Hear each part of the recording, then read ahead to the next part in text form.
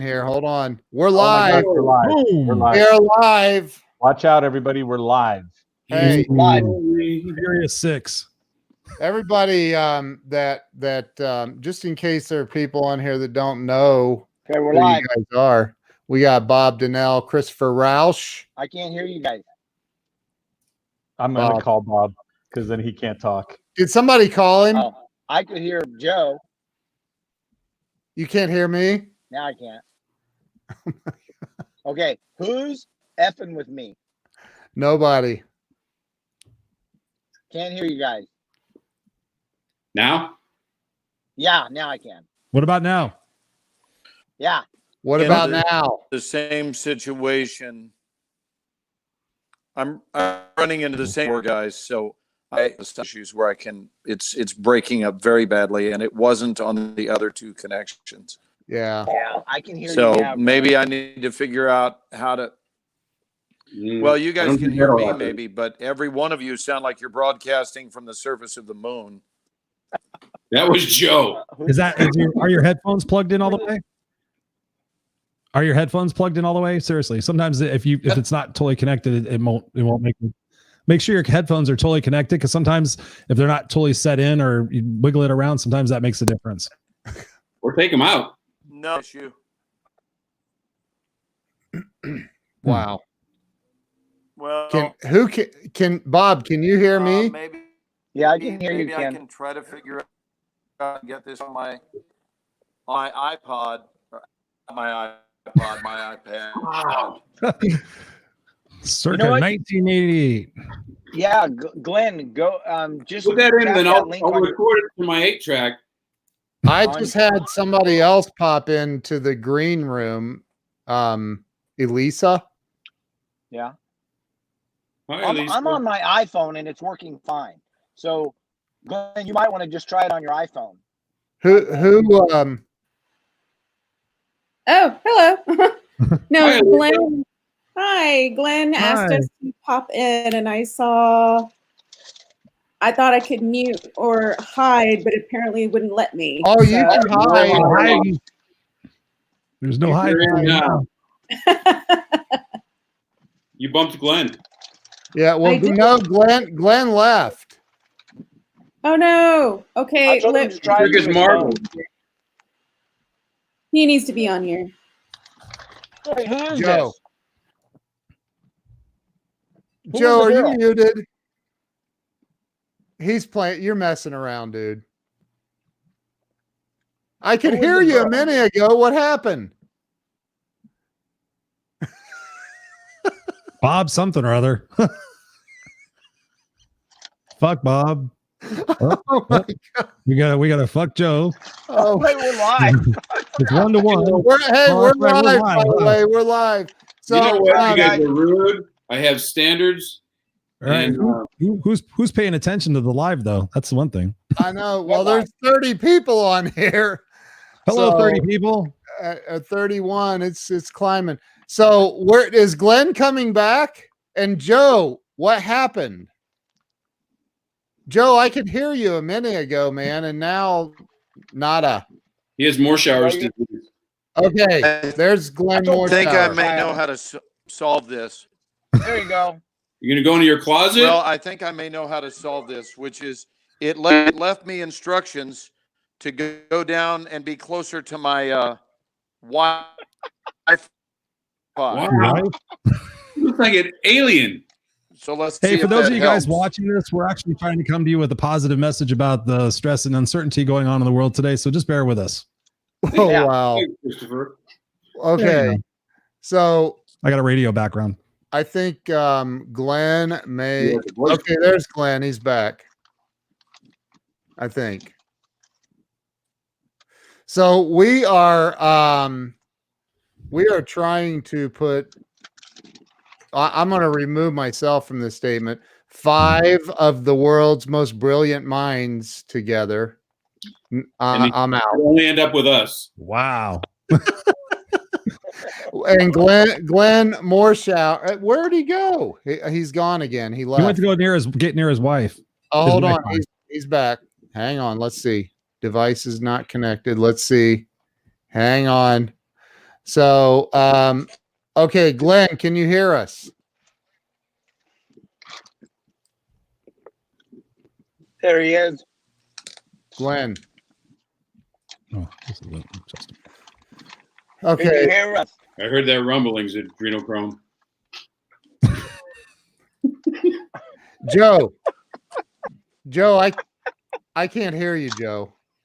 Can you guys hear Joe? No. What do you know, Joe? I'll Try speak for him. Try a reboot, Joe. Joe has to go all the way out and come back in.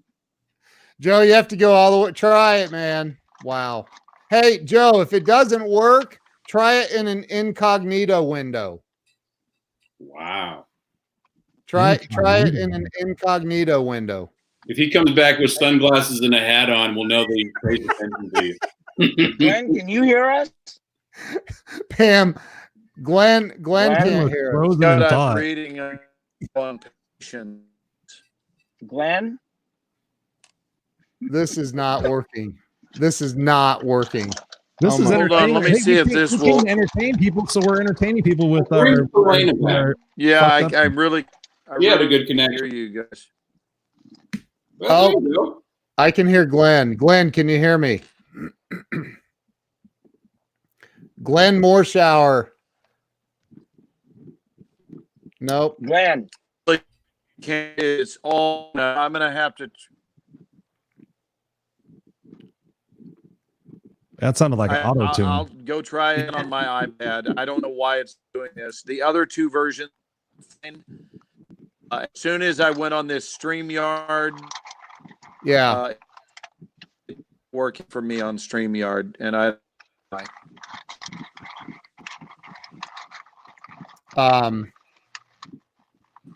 That's weird. Yes. Very weird. That is weird. But Okay. Speaking You know of what? weird, And Well- then there were four.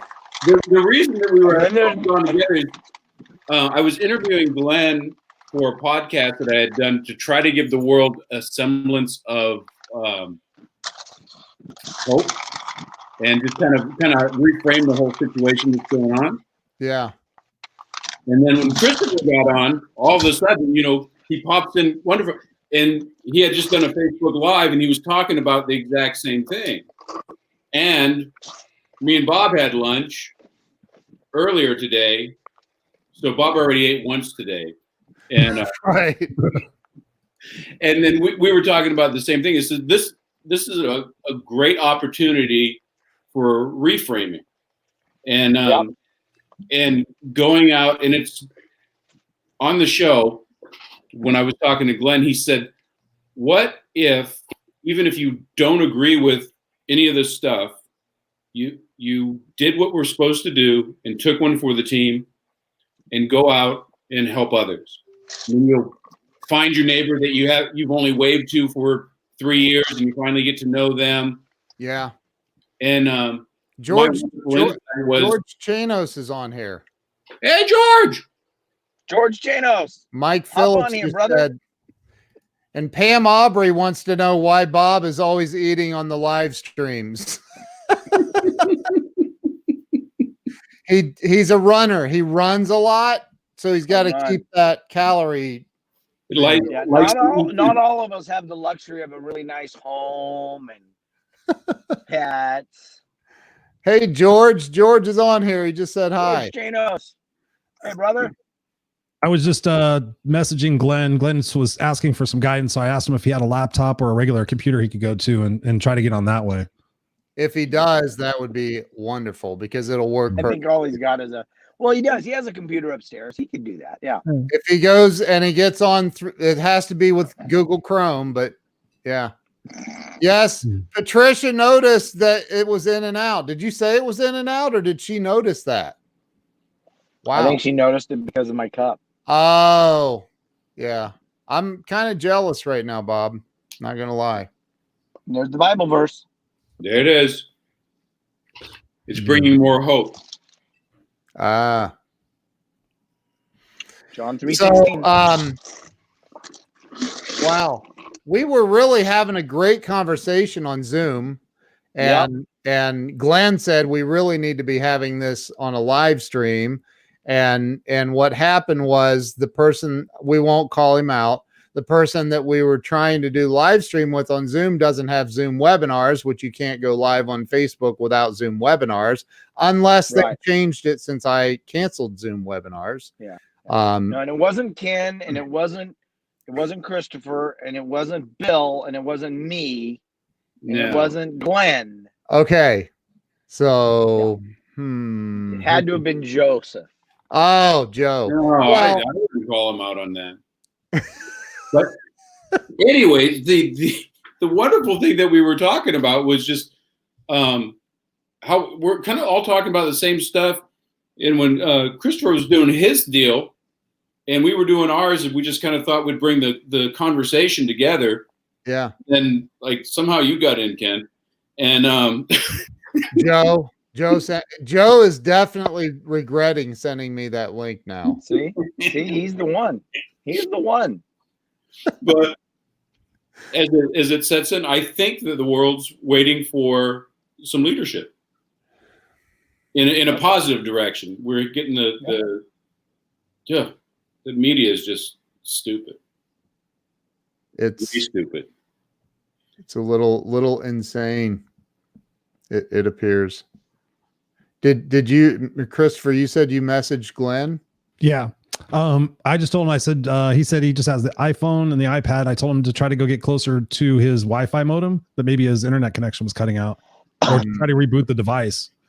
If he's not tech savvy and he hasn't rebooted in a while, he may have a ton of Windows or applications open that might be Pamela, Yeah, but why wasn't his phone me and working? Christopher Because lost the bet. my iPhone's working fine. God, I don't know. I mean, if do you close your window, your tabs, Bob, on your On my iPhone? Do you close the actual tabs within the browser? No.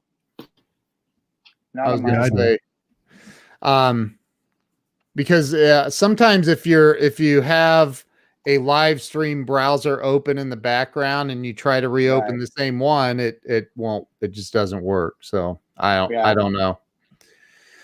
I don't know. George Chano says, tell people to stay home whenever possible. It's going to save lives in our long-term economy. Yeah, I think that's kind of what the same thing that we had talked about too, was taking one for the team and getting it out, and just if not for the infectious portion, which is very, very low, but for the psychological portion. Because if some people that are scared and worried and say, oh, everyone's supposed to be out, but you guys are out and you guys are out, and it worries them more. It's more of the threat. You know, we were talking the other day about Bruce Lipton's thing, was it's just the fear of this is going to be worse than the actual little squiggly bug.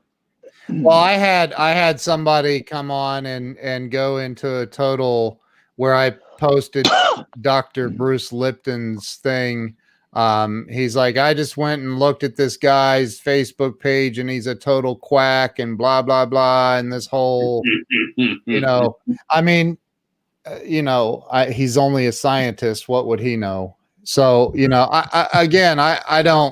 I'm not a doctor. You are.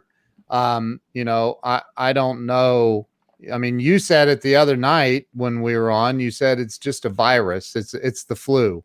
It's the flu. And I mean, I still am, but like, why is it spreading so rapidly? Is it spreading faster than the normal flu? Yeah, I think it actually is. And I think they're still trying to figure out the how and why. And this is definitely a mutated version of coronavirus. Is not new.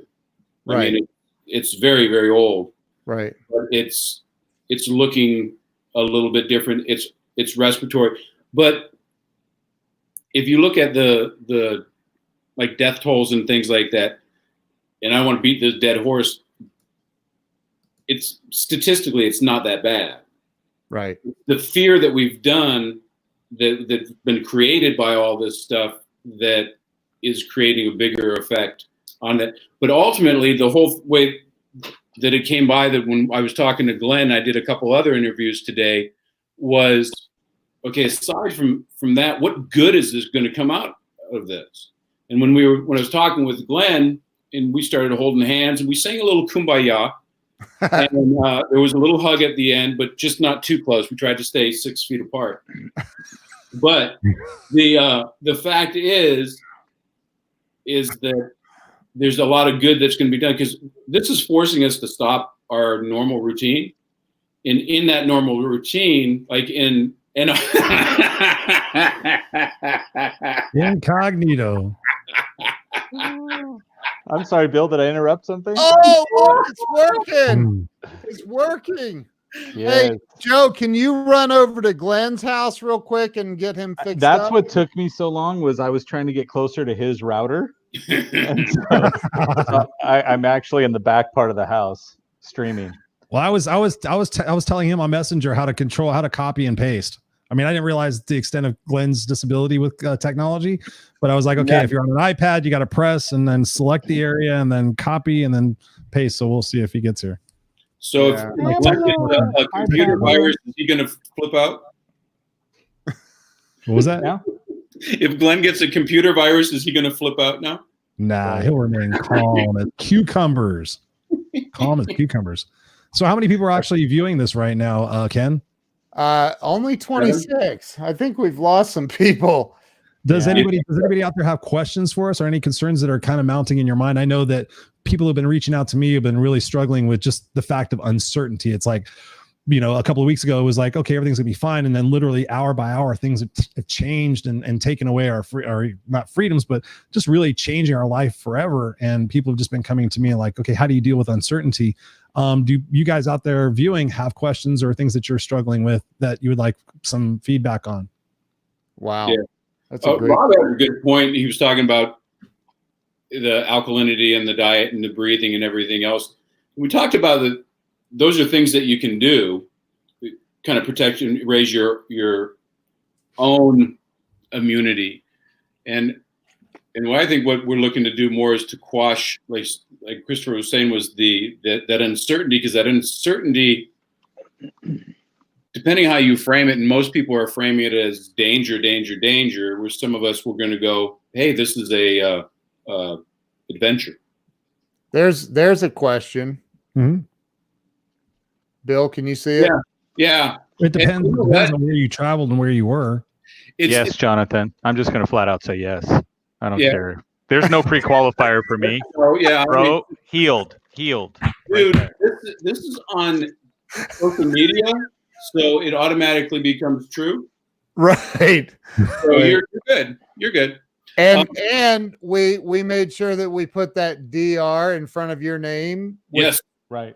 adds a lot of credibility to this. Yeah. Mine's True statement. it just means driver. And the eagle behind you, that, you know, I mean, there's a Makes lot your of head look like it has subliminal wings. stuff happening here, folks. The guitars, I mean, we're gonna rock this thing out. Hell It- yeah, it- gotta rock your life. But yeah, you know what? It's very possible that you could have the coronavirus. You know, I was on a cruise. I was doing the marketing cruise in January, and You brought it back. I did.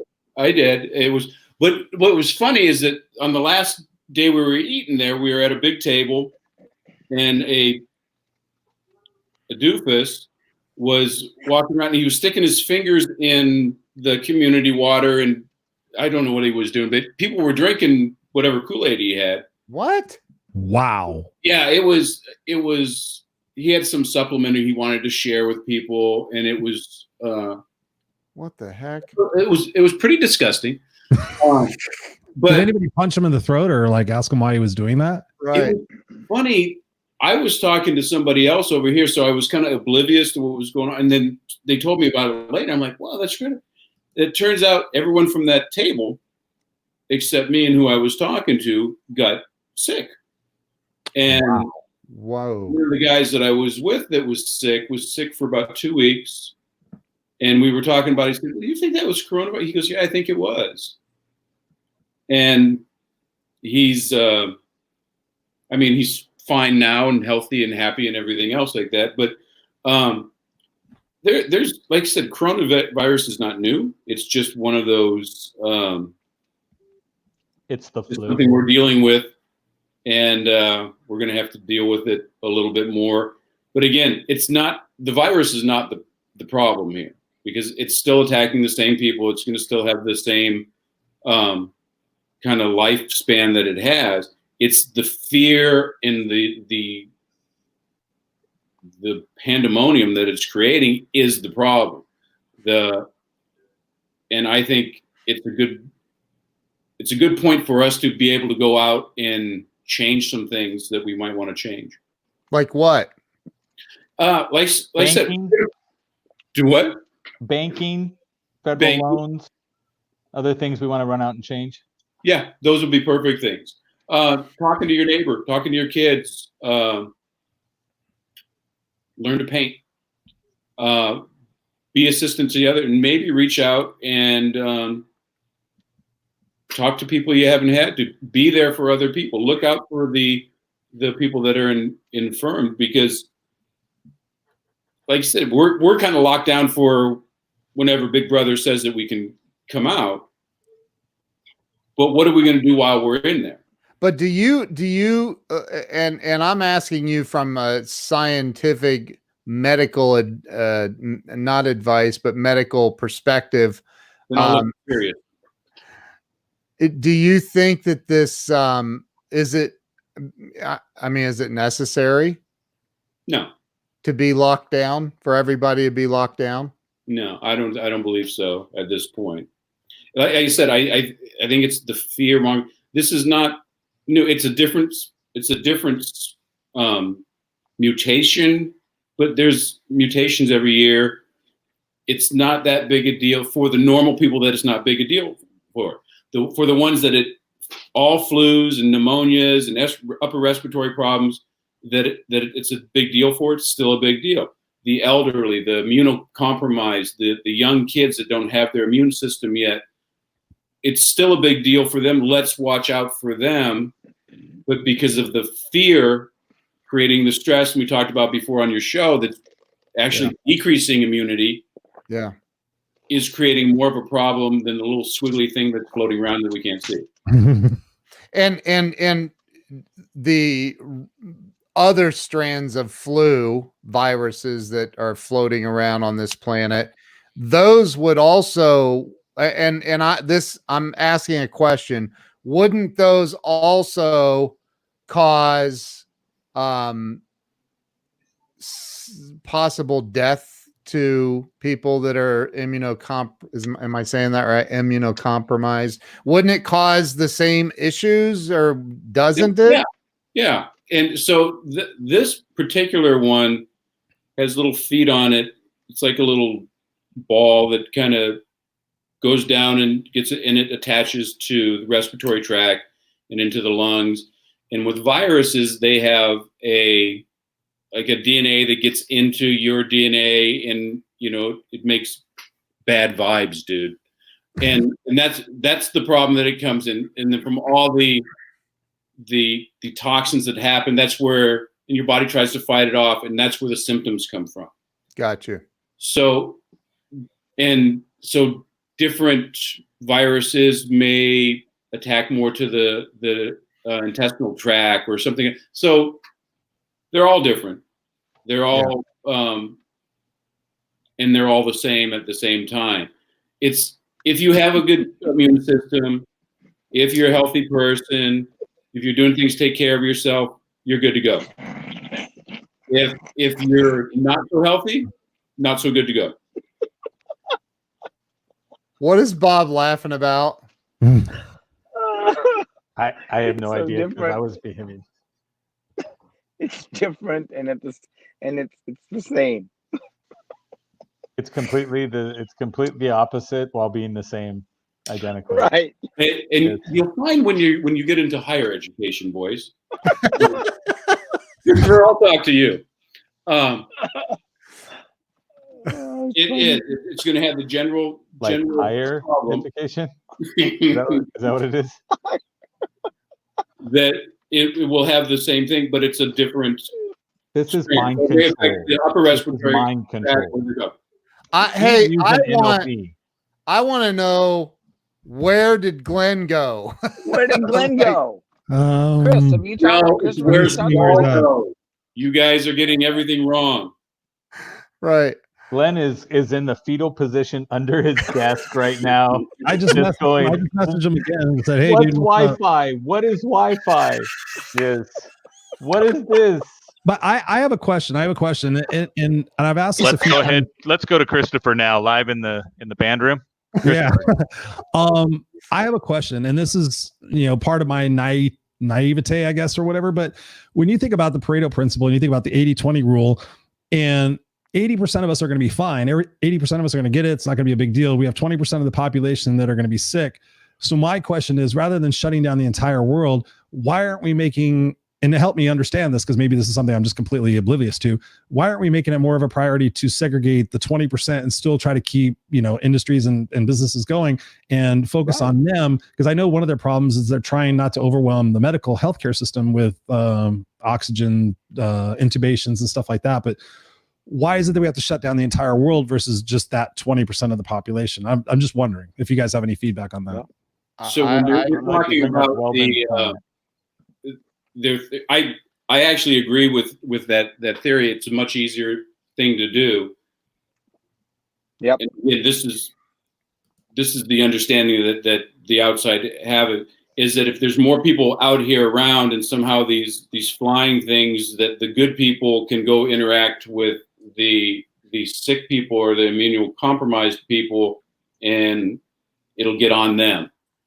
And there's that thing about squashing the curve. It's probably all over social media. You guys all just froze.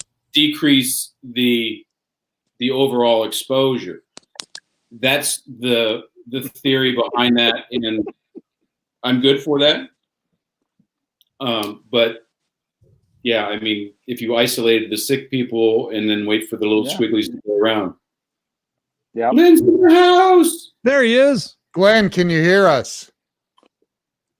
The audio has not improved, so I'm just going to be a listener. We can't hear him. I can hear him. I can hear him. You sound good, Glenn. Yeah, Glenn. It's coming through. It's probably delayed and garbled. I don't know why it's doing I this. can't hear but it. my phone does not like the StreamYard. StreamYard or whatever I still this can't is. hear him. Wow. Okay, if you guys can hear him, that's good. Leave it I there. can hear him. I can hear him. Okay. Good. I can't. Hey, Bob. That's good. I can hear him. I can hear him. I Glenn, can. You Glenn, pointed can the you wrong hear? direction. Can you hear us, Glenn? It's delayed on Glenn's. Yeah, but it's all broken up. It's all right. Only about half the things we're saying is good anyway. So, Ken, what I think needs to happen right now is I didn't Dr. even hear Bill- what you said, Bill, or I'm sure I would be laughing, but I didn't. Yeah, you would be. It was really cool. It was good. So, Ken, I think Dr. Bill needs to go full screen, and you pull Weldon's comment up about the higher education so that we can leave it That's what I was Oh. laughing. there for us to look. Oh, yeah. Here, hold on. Let me find that. It's like 7-Up. Yeah. Are you guys still live with a Fired, bunch of Weldon. people? Yes. I love you, Glenn. Because I'm sorry for Oh, Glenn, I can hear you. We can all hear you. I can't. It's whether we're well, listening. I will or just not. listen to you guys then. I'll just watch and can listen. you I'd hear- love to be able to contribute, but barely. Please can talk. We can hear you. Bob can't hear you, but that's okay. That's okay. He's listening Wow, to that you was years a great ago. point, Glenn. I had never looked at it that way. You know, it was Imagine if funny. Bob We left. did the same thing. Going Maybe forward. I'll go up to Was it something my we said? wife's. Maybe I'll go up to my wife's PC and see if I can do it that way. If I go to StreamYard, it's called. If you go to your wife's PC and open up Google Chrome, And open up Wait what? for it. it's Google Chrome. It's the browser, Google Chrome. Google Chrome. Okay. If someone can type Get out it that off information Google. to me, that will help because you're breaking up, so I can't really hear you. But I heard you say go to Google Chrome and from Google StreamYard.com. Is that correct? No, you'll go to the link that Joe sends you. Diet woke. Okay. I haven't Go- heard that one. Hi, Rob. Bob. Bob's back. All right. I'm Bob, can you hear us? gonna go back Yeah, I can hear you. upstairs then Or and try perhaps this just a suggestion we again. reconvene and do it tomorrow night, like at 8 o'clock, where more people can see it. I don't know. That's, I'm getting it. now Glenn is really breaking up. Can you guys hear me okay? Yep. Yeah. Hi, Bob. No. Oh wait, how could I answer? It's getting late. But I can't. Where'd Bob Wow. go? Ken banned him. No, Like the bad news bears, like trying to motivate the world. I know. Everybody's gonna be. Well, hold on, fascinated guys. and We're entertained up just to by 9 people people. But We're up look to at 9 Walter people. Matthau trying to- with you. trying to change the world. Yeah. I That's just like to awesome. point out that we are demonstrating the frustration that the world is going through with this virus for That's us a true just trying point. to talk about the subject. That's true. Hey, Well, Carrie I would- Wise is here. No. I love Carrie Lynn Carrie. Carter wants to know what the heck Google Chrome is. Well, you know what? Bob, can you Carrie, hear us, can you hear Bob? Yeah, I can hear you. Okay. Good. So what, Christopher, I think you just asked a question there, I believe, didn't you? Yeah. Yeah. And Dr. Bill was answering it. Dr. Bill. Yeah. Dr. Bill. I was just saying that I agreed with them, but the thought process about how it's spreading, they're thinking if more people's out, that it's going to bounce back and forth between it. But again, it's the people that aren't really going to have an issue are the ones that are out there. And so everybody's getting quarantined and sequestered for the good of the whole.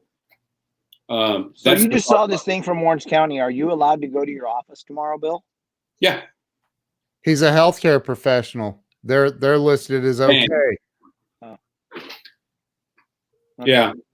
So, and you know, if you're looking through that, it looks like 80% of the people are still going to work because, you know, it's people that are pumping the gas, people at the grocery stores, people, the auto supply, they said, all the doctor's office, banking is going to be there. Oh, yeah. What else is it? It's only the actors that aren't working. Carrie Lynn Carter. That was Carrie. beautiful. That's So Dr. Pepper. Yes. so. What about the car dealerships in Orange County? Does that it's a serious question. Are they? No, Does that they're, mean they're shut down. they have to shut down? Yes. Wow. They received the notice. So they got the original one, and then they got one from the Orange County Automotive Dealer Association. Let's. So- Glenn's back. Let's try this. Glenn. Glenn. Never So- gives up. He's Oh. unstoppable. Glenn is unstoppable. I love the fact that it's like He's Can you guys hear me now? We just keep Yeah. having that- Yes. Boom. Even Man Bob is can hear you, resolute. brother. Glenn is unstoppable. Kick ass unstoppable. I don't even know how I pulled through, but I'm here. I went to, He went next door and took somebody's computer.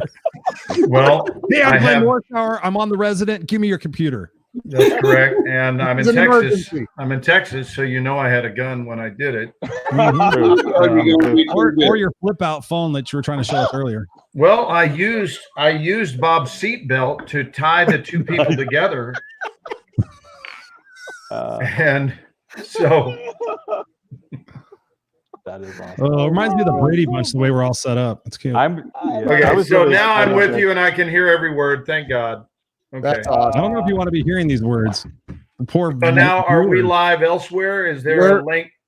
We're I feel live like I've everywhere. missed out. I feel like I've missed out on everything. So You did just Oh. solve the world's problems, but it was We just came up with a plan to solve the world's problems, and we all Okay. already forgot what it was. Green Nobody M&M. wrote it down. okay. Green M&Ms. So the stream the StreamYard.com and then this number that I just signed in to get, is that all I need to do to forward it to my page and then people can pick it up that way? No, we'll have all kinds of people trying to. If you go to, have you guys shared it out on Facebook? Anybody? No, I was trying to wait until we got things going. Okay, So well, I'm people- with you now. So what do I do? I did share all the calamity. So you can Yes. go to look up Ken Wall's my page, or I can look up you, or no, I can't do that. You'd have to go look up on Facebook my page, and I then tagged Glenn in it. Glenn, I just sent you a friend request on Facebook. If you accept that and go to my page immediately, you Okay, can Do carefully, then you'll be friends. Ask your neighbor. Yeah. Ask your You neighbor gotta be to careful. accept the friend request. Hey, I want you to know that's the fastest friend request I've ever signed. That's awesome. Yes. I just did it. I muted Bill and Joe just You did. because. Normally, I have to get rid of somebody, and I scroll through all the people that are, Yeah. uh, Awesome. So just go now, just click on my page, go to my page, and you'll see this video on there, and you can click share. oh, great.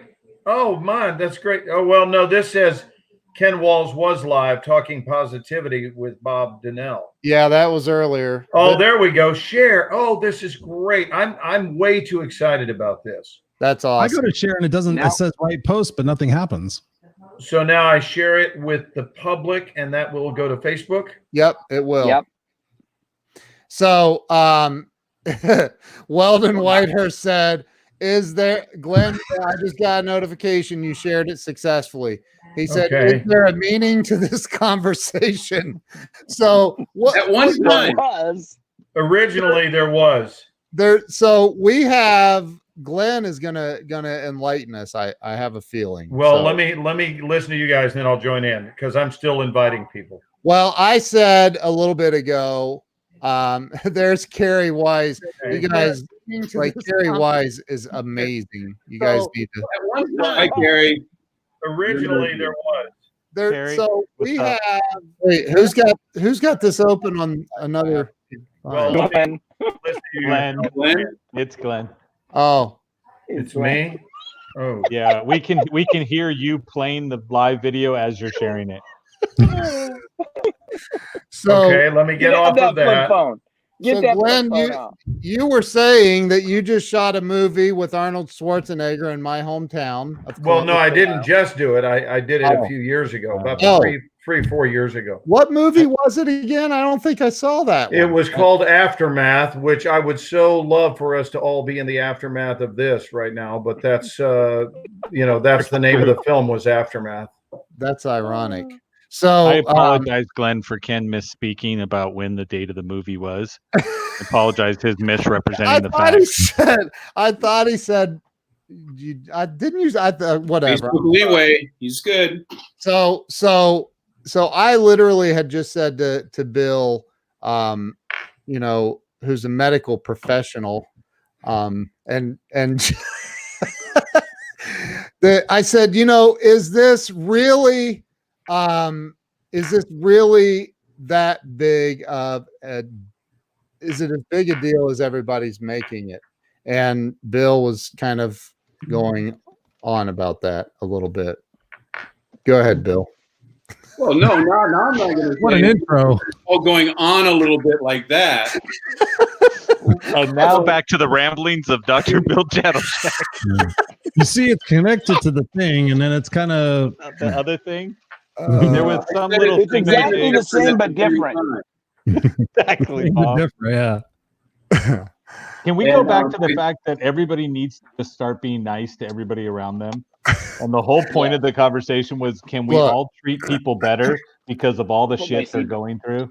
Weldon This is said, it. I was hopeful that we would all straighten up since Carrie Wise is on. I mean, right? Yeah. No, So- this is a bumpy ride, so I'm No. putting my seatbelt back on. Oh, Bob's got protection. And I Glenn, would, but mine's on the floor. I don't know if I want to be part of this show anymore. It's Oh not my going to God. save you. I'm living on the sorry. floor. All right. So, Bill, Carrie was not on here earlier when I asked you about, is this as severe as the media and everybody's making No. it? No, And nope. I'm Nope, giving not you a severe. solo layout. But I don't think anything's as severe as the media is making it. I mean, ever. Okay. It But was. what about the government saying that it is? Oh well, then it must be true because the government always leads us in the right direction. Right. It's Let's hold for the laugh. yeah. It like I said, it's people are going to pass away. People are going to get sick, and it's a very small percentage of the people. But it's the same, if not equal or less to than the other viruses that go on every year. When me and Glenn were talking earlier, he was saying, he said, during this time when we're all shut down, is how many less car accident deaths are there going to be and other deaths because people aren't out and about. So it's, I don't know what else, how to say it. It's not as bad as we all think. It's the fear and the uncertainty that everybody has going into it and the shutting down the world, literally shutting down the world, that's freaking people out. Because if they're shutting down the world, it must be worse than we think it is. We're all going to die. Going on. We're all going to die. Or there's something else going on. That's what keeps kind of popping up into my mind. It's like, okay, we had AIDS, we had all sorts of different things in our lifetime that have been, cause for concern, but this seems to be something. To me, there seems to be something more to it. That's why I asked that question earlier. Do you guys think that the world's going to be the same after this is over? Are we going to go back to business as usual, or are we going to find that the digitization and the automation of everything and people like doing without the gym and doing without other things, do you guys think life is going to return to normal once this is over? I think it's a crossroads. You're either going to take the Ralph Macchiano way or the Steve Vai way. And Can you please help those of us who failed to follow those movies? I'm just thinking he told us to sweep the lake. That's all I got. That's all I got. Sweep the lake. Yeah. I think some of the people are going to if you play it right and you are a better person for this because you've helped people, you reconnected, you've kind of figured out what you lost in cyber world, you're going to be awesome. You're going to have other sheeple that are going to be waiting for the next victimization to come down, and it's going to be the next person that sneezes, and it's going to be the new SARS, and it's going to be like whatever it is, hemorrhoids, and they're just going to constantly live in fear. So I kind of think when we and Glenn were talking, we kind of got to raise up as a one voice and say, it's not that bad. Let's humanize this, and what can we do to be better? Yeah, well, like when Ken and I were talking earlier, we were drawing the conclusion, like, there are people right now that are waiting for some people to show up. And when these people literally show up and they go, you know what, I lost my job. I've been wanting to start my own business. Now is my opportunity. I'm going to seize it. I'm going to go do it. And then there's going to be those that like, I've always wanted to be in this industry, and this industry is crap right now. And they're going to make that change. And it's going to come at the hands of calamity or catastrophe or crisis or whatever it is. But the bottom line is there is going to be a lot of people much better off. And we as a world can be a lot better off simply because of utilizing this as an opportunity to advance. As Christopher and I were talking I earlier, knew you were going to say that, dude. and since everybody else was connected and talking earlier, yes. Quantum. So, but the bottom line is what? It's a decision that we're all going to have to sit down and make and say, am I coming out of this better than I was? And I repeatedly tell everybody, you have 100% track record for getting through all the shitty things that have happened so far. So why do we think it's going to be any different? If we were all betting people, we would sit back and say, you know what? If this person has had 55 things happen and they've won on those 55 things, on 56, I'm betting you're going to end up beating it. That's a very good point, Joe. Yep. It happens every once in a while, Glenn. And if Ken, look at Rebecca's comment, because this is something that we talked about earlier. Yeah. I had people hit me up about that too. I don't want to Joe feel bad, but Are you talking about Rebecca Evans that just chimed in? Yeah. Yeah. Because she's a student of mine, by the way. Well, so it's perfect because we were just talking about that. This is the time for us to snuggle up to those that are hurting, and right. And maybe it's sharing a meal, and maybe helping out if you got a little extra here. And when I was talking, I call it, the Ingalls factor. What would Pa Ingalls do when Walnut Grove was in trouble? It didn't matter how, whether he had a pot to piss in or not, he'd invite the people that needed help over. And that, if you remember, we all sat around there with a tear in our eye, thanking the Ingalls for making our lives a little bit more warm and friendly. Yes, Joe, everyone did it. Hold on. Can you guys hold on just for 5 seconds? Literally 5 seconds. Honey, can you order the entire DVD copy, all the seasons of Little House on the Prairie? Please. I preferred it when Michael became an angel. Now that I watched, but I didn't care about him on the prairie. You might as well go back to Bonanza. Glenn, the only thing I know about Little House on the Prairie is I had a crush on the older blonde. That was it. Yeah. What was his name? What was his name? No, her name. Yeah. No, Sue Wilson. But I think you guys have all said the same thing. I mean, realistically, like I was just saying on my Facebook Live before jumping into this one, is that this is a great opportunity for us to like we were I think it was Joe and I were talking a little bit, like after 9/11, at least here in the United States. I'm not sure about who's watching in different countries, but here in the United States, after 9/11, it like overnight, it seemed like it was like we were in Shittsville, and then all of a sudden we were kumbaya, everybody's together, and we were letting people in on the freeway and being nice to each other at the grocery store. And I think that's the blessing in this opportunity right now, is that we can mend bridges and we can actually take this time while we're hunkered down in our homes to repair relationships and actually connect more. And actually, I was somebody reached out the other day today and they said, I've got my kids at home and this is going to be overwhelming and And I'm like, this is a blessing. You have the next 3 weeks with your kids. I mean, this is a moment in time you're never going to get back.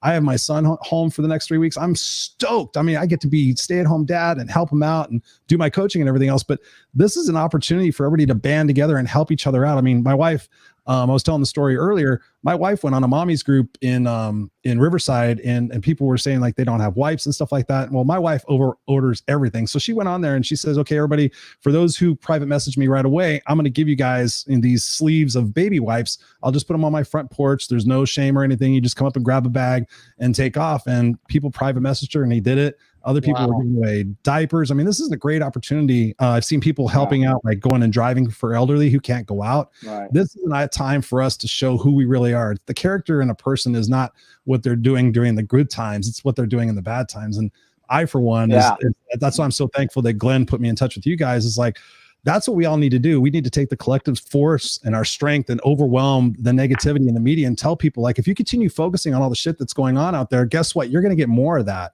Yep. If you look around and you decide you take your God-given gift, whatever it might be, if it's singing or crocheting or baking, and you go out there and give that and you pay that forward, you give your gift forward, just imagine what that can do overnight to some of the people in there that are, I mean, we already have a suicide problem in the world anyway. People are losing their marbles. This is a great way to mend those bridges and bring people together and not look at it as such a negative situation. Yeah, Christopher, I agree. Said. And I think the flip side of that as well, Christopher's, I think you're dead on in what you're saying. And I think there's another flip side, and that is just because someone doesn't handle it as well as you or I do, doesn't mean they're weaker, doesn't mean they're any worse. It doesn't mean that it doesn't mean anything other than they just don't have the coping mechanisms to handle it the way we are. And I think a lot of times we look at somebody and go, well, why are they losing it over this? Well, we don't know their background. We don't know what's going on internally with them.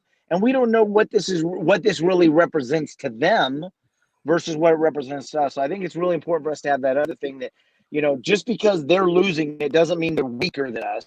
Oh, yeah. Absolutely. And that we need to continue to show that love and affection to them and compassion and empathy. And this is a great time to demonstrate both of those, how we handle it, and then how can we support those that are maybe not handling it as well right now. Exactly. Great point, Bob. Great point. So may I suggest, gentlemen, that we eyeball the screen so that this can be opened up to the community, because I noticed that people are chiming in with comments and questions. And if we could address them as they come in, I think it'll just open it up to be more of a dialogue with those that are listening. Yeah, I love what you guys are saying, though. Here's Rebecca's comment. She says, when you live paycheck to paycheck, single and trying to move, you don't know what to do. I will figure it out. But when your hours are cut in half, ? Yeah. Yeah. That I think, and it's what, first off, I've been in a position where I didn't have two nickels to rub together, didn't know where the next nickel was coming from. And that pressure, that kind of pressure created, it forced me to figure it out. And like she says, I'll figure it out. It's terrifying in the moment. Like, oh dear God, what are we going to do? The electrics just shut off, lost my car, what are we going to do? But you do figure it out. And what happens is you end up figuring out something even better in most cases that you're going to be able to do to sustain yourself long-term and build something real for yourself. That's just my opinion. Ken, if I can piggyback on that, I think one of the things you also figure out is you figure out what you yourself are made of. You know, it has been said that not only do times like this build us, but they also reveal us. They reveal what's going on underneath, because we can masquerade around and present all we want, but this is not about presentation anymore. This is about what's been brewing underneath all along, frankly. Right. And we just haven't had any occurrence that drilled down this deeply into our beingness. And my intent here is not to sound woo-woo foo-foo. I actually mean this. I think that what is happening is all the bullshit just instantly got stripped away. If you think about it, what is going on now is vastly different than it was a few days ago. Yeah. And I received my first notice from a student of mine exactly 20 days ago. And my student is an EMT who walked into class. I was getting ready to get on an airplane to Atlanta in about 3 hours, and I was teaching for the last 30 minutes of my class before heading to the airport. And she just said, may I make an announcement? And I'm being protective of her and not mentioning a name. Not that that matters, but that's how I roll, to protect people's interest and privacy. And she said, she told us about what was going on and that it had stepped up several notches and that it's serious and to be mindful.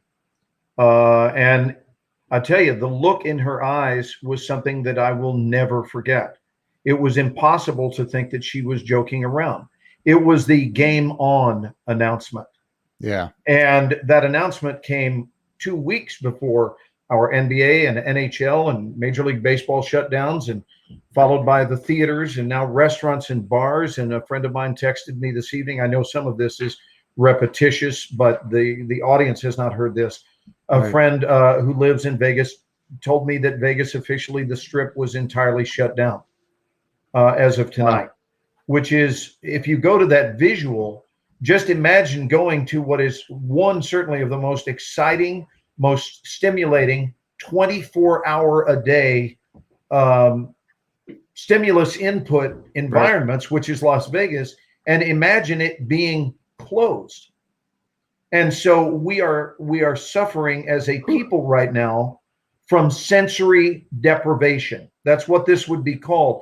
But it's familiar sensory deprivation, which is forcing us by design to go into unfamiliar stimulation, or perhaps stimulation that existed for us a long time ago, and technology has served on the downside to separate us. And now we're being forced to connect. So those are some of my thoughts, but I do believe that there is a backside. And I also want to say this that I said to Bill earlier tonight, which is that the one thing that's important, Rebecca, and I will aim this at you, my darling. The one thing that's important is that whatever challenge you are facing, you are not facing it singularly. And whereas with 9/11, although the most severe thing we had been to at that point, it still was our nation that was experiencing an attack, and the world watched, but they had that sort of comfortable distance from it because it had happened on our shores. We no longer have that. There isn't a country in the world that has an exemption card. So for the first time in my almost 61 years, we are globally being unified, which means anyone who you have concern about paying bills to, they're also going through it.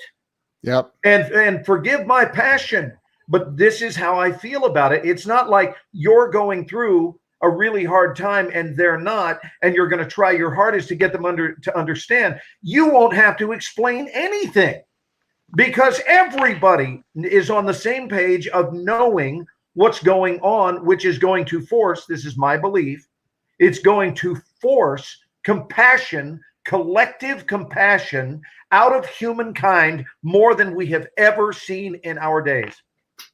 Wow. Yes. That's what I think is happening as we speak. There was another thing that what Rebecca was talking about, and this is for Rebecca, is that one of the things that we can do also, knowing that you're not going through it alone, is don't be afraid to reach out. Yeah. And say, hey, I ran out of toilet paper. Who can spare a square? Or, we need this. Whatever you have. Share a square. If we're vulnerable enough with each other to the fact that we're all going through it, there is nothing shameful or wrong or anything else about saying, hey, I'm hungry and I got nothing. Right. Or I need a ride to the store, or I'm out of gas, or I need a haircut. Yeah. Well, anyone who thinks that a haircut is a priority right now, feel free to reach out to me privately for some counseling. or to me, because I can practice. Yeah. Let me show you right now. I'm going to give you a visual tutorial. Here is how to solve that issue. Ta-da! No haircut needed for months. Right. Or do this. Or wear a bandana with a this. hat. Or wear a bandana with a hat. That's Got what. it. Yeah. I just don't want to cut my So hair. Jeffrey Wolf just chimed in. Did you guys see his comment? It Yes. said, because I want to hear your response to it. He said, but people are spinning, their responses are spinning out of control. There it is. It says the response is spinning out of control, though. Can you guys address that about response? And then, Bill, I'm going to hit him with my idea about response and reaction, but I will wait on that. Let me hear you guys.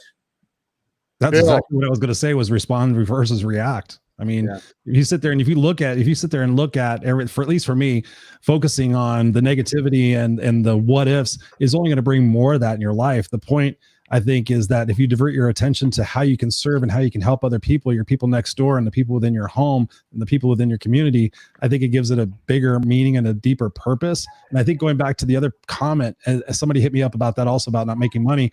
And I said, well, this is an amazing time to get resourceful. I mean, given the fact that we have the internet now, I mean, it's an amazing time to sell your wares, to go on YouTube, to do whatever it is that you need to do to get resourceful, to figure things out. I mean, it's called the gig economy. So sometimes we might be driving for Uber or, delivering groceries, doing, coaching, whatever it is that you're talented at. Take this opportunity to get resourceful and dig deep and find out what it is that you're made of, because you will survive. I was just telling somebody that the other day. I said, they're like, I don't know what to do. I feel like so helpless. And I'm like, has there been another time in your life where you have been faced with insurmountable uncertainty and you made it through? And they're like, oh yeah, well, there was this. And when I had my kids, I'm like, so you've done it. Just like Glenn was saying, you've done it, you've experienced it, you've gone through it. I think that's what people need to focus on. People like getting all feared out about toilet paper. I number one, those people are assholes and they're stupid, but it's just, that's asinine. I mean, it's ridiculous. I believe in karma. Twice with the ass and toilet paper. I just want to point that out. Oh, sorry, Freudian slip. But again, I mean, if you focus on that, then it's going to be challenging times. It's going to be difficult. You're going to be faced with different challenges, but you will get through it. And when you get through it, you're going to be stronger, because anytime, at least for me and the people I've coached in my life, anytime you've gone through something that's been horrible or tragic or whatever it might be, quote unquote negative, you come out of it so much stronger and so much better That's the way I see this. I see this as an opportunity for people to come out stronger and better and refocused and prioritized, and not looking at how we're different, but looking at how we're similar and how. Okay, Jeff just said not what I meant. I guess that's government response. Yeah, he means it's spinning. It's out of control. Oh, gotcha. The Well, government the spin cycle called media and the government. Yes. which are one and the same. Right. So who do we lean on? And I'm going to get metaphysical here, because anyone who's heard me speak on stage knows that I abide by that it really is how I live my life. But one of the phrases that will hurt you during this time, which means you can ill afford to be saying it, is, I don't know. I don't know. I don't know. As though that's on a hamster wheel. I don't know. I don't know. I don't know. I don't know. What if, just play along with me. What if that's not true at all? What if you do know? What if the greater truth is this, that within us all exists this place called I do know. I do know what to do in this moment. I do know how to show up in this moment. And it is the constant reverberation and recitation of the phrase I don't know that keeps us from experiencing that, in fact, the opposite is true and that we do know. This is Metaphysics 101, that if we keep telling ourselves, I don't know, that it's impossible to find solutions from the bandwidth of I do know. So I would encourage anyone that is listening, and again, this is not woo-woo foo-foo, it's just a mental practice, to right now still yourself long enough and tune out all the media, all the garbage, all the interference, all the disbelief, all the lack of faith. And I'm not talking about just religious faith. I'm talking about faith in this precious gift we have right now that is going on called life. That gift that every one of the men on this screen has in common, and everyone listening has in common. We're in this middle of this beautiful earth school dance, and to just be still long enough to trust that we do know, and lean heavily upon that understanding, and quit lying to ourselves. Quit buying into the bullshit that we've been inculcated with from womb to tomb. It's ridiculous. To really tap into our higher strength and go ahead and get on board with this idea of being strong. How many times have I said it? What weakling out squims 500 million sperm to get here? Weaklings don't do that.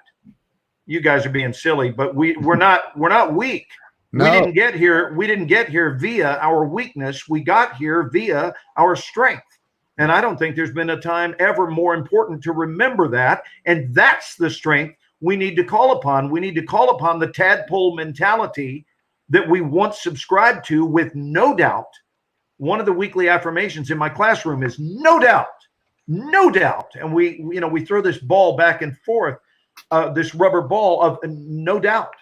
And so I don't think this is the time for us to be continuing to say, I don't know, or I hope somebody will inform me.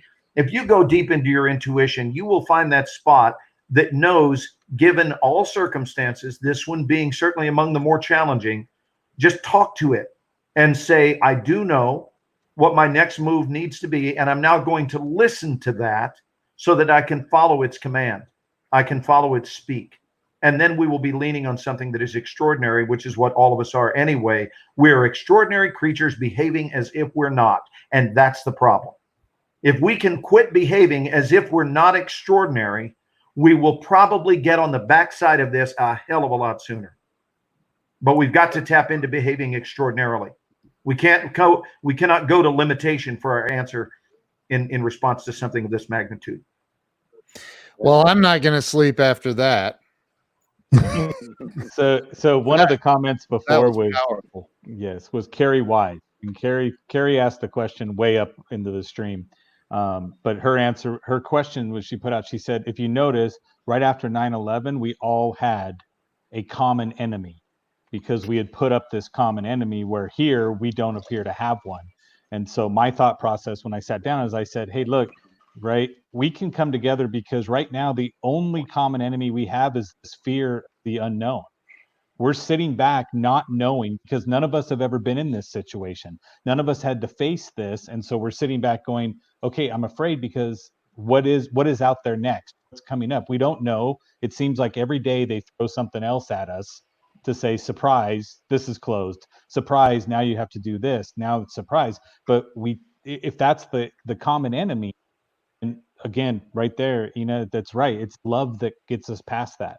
How do we love one another, everybody through the process? How do we get to that point of saying we love each other enough that we don't have to tear each other down in our fear and take everybody else out? Because again, so one of the things that Dr. Bill and I will teach a lot of in our classes is that all of the emotions where you sit back and look and say, okay, if I'm sad, right? If I have grief, if I have fear, okay, all of those things are debilitating. They don't provide you any energy. They don't provide you the ability to get off the couch.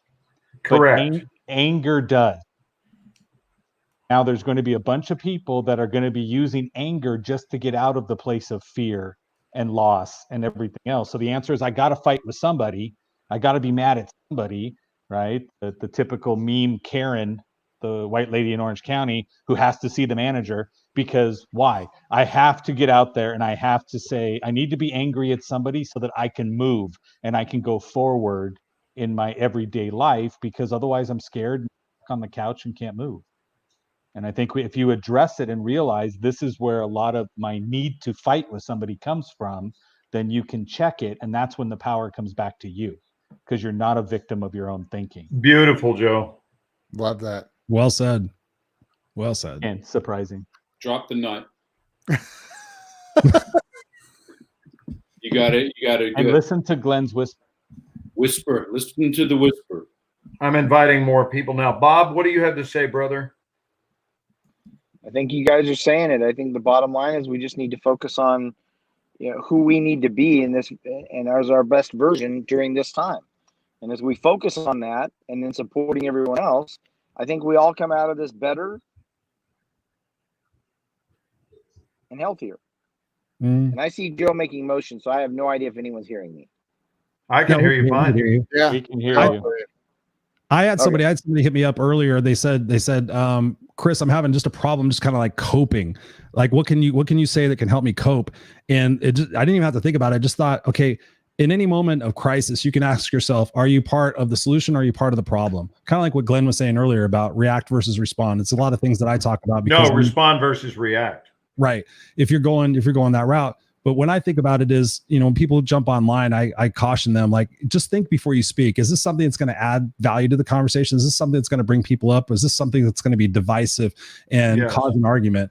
I purposely stay away from those conversations on Facebook most of the time, just because I don't think any of us in our lifetime have posted something controversial about abortion, about gay sex, about anything you want to talk about that's controversial and change somebody's mind by a Facebook post. I mean, let's be honest. So why are we doing that? What are we hoping to gain? I think somebody had mentioned earlier about, fear and people having that desire to be in control is all about that fact of uncertainty. They can't handle uncertainty. So they have to get angry and mad and get in control. Okay, I've got control of the situation because I'm raising my voice and I got to feel like I'm doing something. But at the end of the day, just ask yourself, are you part of the solution? Or are you part of the problem? And I think that's one avenue, if you're stuck, that you can get reconnected and kind of get back in the flow of things and looking at it like, what is the opportunity in this? And I think that's the greater whole for everybody, at least also for me, is like, how can I use my gifts and how can I use my passion to make this something that causes people to really reevaluate themselves?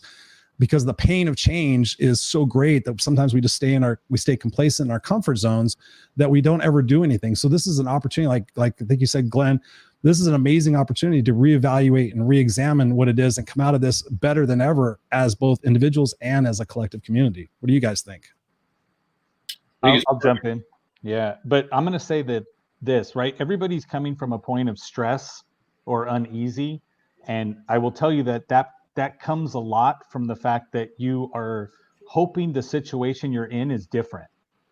Right. Yes. Instead of stopping and saying, I'm in this, that's where the creativity can come out, because you actually say, I am here. Right. We always joke and say the navigation can't take you someplace unless it knows where you're starting from.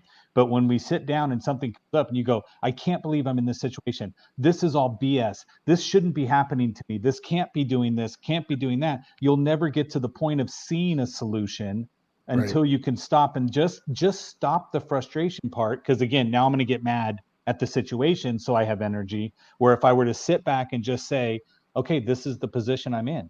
I mean, I've been through it a bunch of times where I'm like, this is so unfair and this is so not right. And then you have to stop and go, okay, but this is where I'm at. There's nothing I'm going to bitch about that's going to change anything. Right. So if I'm stuck in this position, right, I sit there all the time. I'm like, all these companies now, right? I was talking to someone else today who's not on this call, surprise, right? But this person, when I talked to her, she said, I'm getting people with these Fortune 500 companies that are saying, hey, how do we train all of our people since we're required to shut down, right? Since we're required to not conduct business, how do we use this as the training time we never have to cut our people into training, right? Because we're all so busy doing something. But they didn't stop and say, this is going to kill my bottom line. This is going to do this. They stopped and said, well, if we can't conduct business because everything is shutting down, then how do we invest so that we come out of this stronger? How do I put my team in the best position to win? And that's because you stop trying to wish for something better than and just accept where you're at. And then somebody came up with, hey, let's be creative and bring in people to train. Right? The world's going to shift digitally at this point, right? We know we're going to have to shift digitally because we're forcing places. We're forcing businesses to do things remotely. Everybody who was scared of saying, oh, I have employees that are going to be working from home, but I can't monitor them, I can't see them, I can't do anything. Boom. Right now, you're going to be forced to do it. And then you're going to realize I saved on expense. My employees are happy. They're more productive, right? But until you stop and say, I can't have a workforce building in my building, how do I keep my business going? Then all of a sudden you realized where you're at and now you can creatively do it. Was this not exactly what we were talking about a few hours ago, Bill? It's amazing. Yeah. It's exactly. Joe's all over it. You know, to quote the late, great Dr. Wayne Dyer, Dr. Wayne Dyer said this, and it was beautiful. And I'm not reading from anything. This is one of these nuggets that has stuck with me since the first time I heard him say it. He says, and it's intentionally bad English, he says, you can't, shouldn't have done something. You got to think about that for a minute. You can't, shouldn't have done something, because the bottom line is you did. Or there's no such thing as it shouldn't be, but it is. So it is. So whatever you think shouldn't be is a colossal waste of time, because it still is. So if we can work from what is, rather than get in that human trap of, but I so wish it weren't. Well, congratulations, you and the rest of the world. You and the rest of the world wishes that it weren't, but that is a piss poor way to go about moving things forward toward a solution, because then we're hanging out in what we wish weren't, and that is never productive.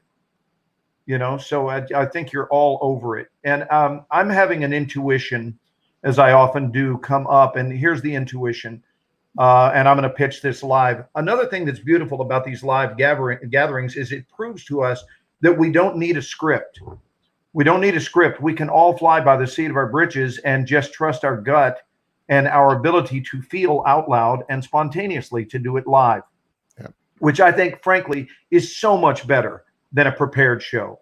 They are night and day different. You show me someone who prepares, you know, crosses all the T's and dots on their friggin' bullshit speech on stage, and then show me someone that just dares to go get emotionally naked, right? And vulnerable and real.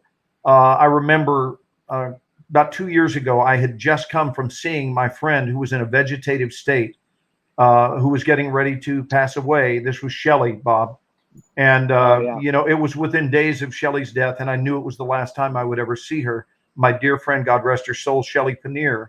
And I went from Shelley's bed.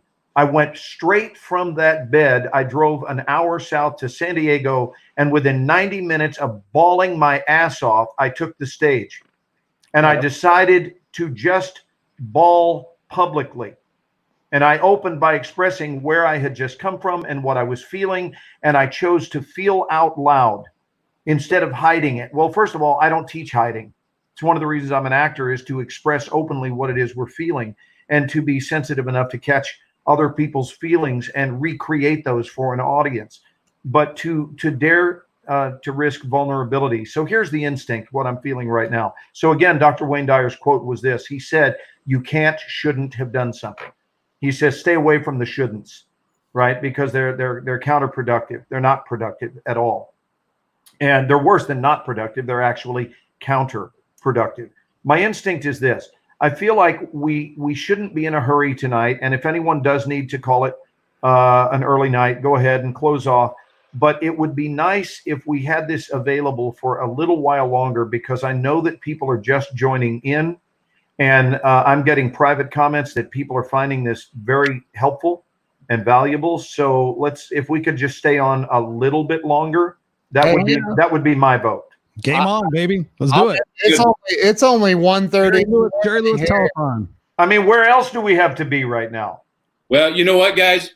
I have to go see 2 little girls off to bed. Okay. I'm on this for a few We'll be here when you get back. Yeah, you probably will. So we get on. You guys are great. Love you all. I'm up for doing this again. Hell yeah. Beautiful. All right, brother. Peace, boys. Good night, sir. See you, Bill. We just lost our doctor credibility. I'm gonna go change my name to Dr. Joe. That's there, and that'll make you feel better. I like what Weldon just said about you, Ken.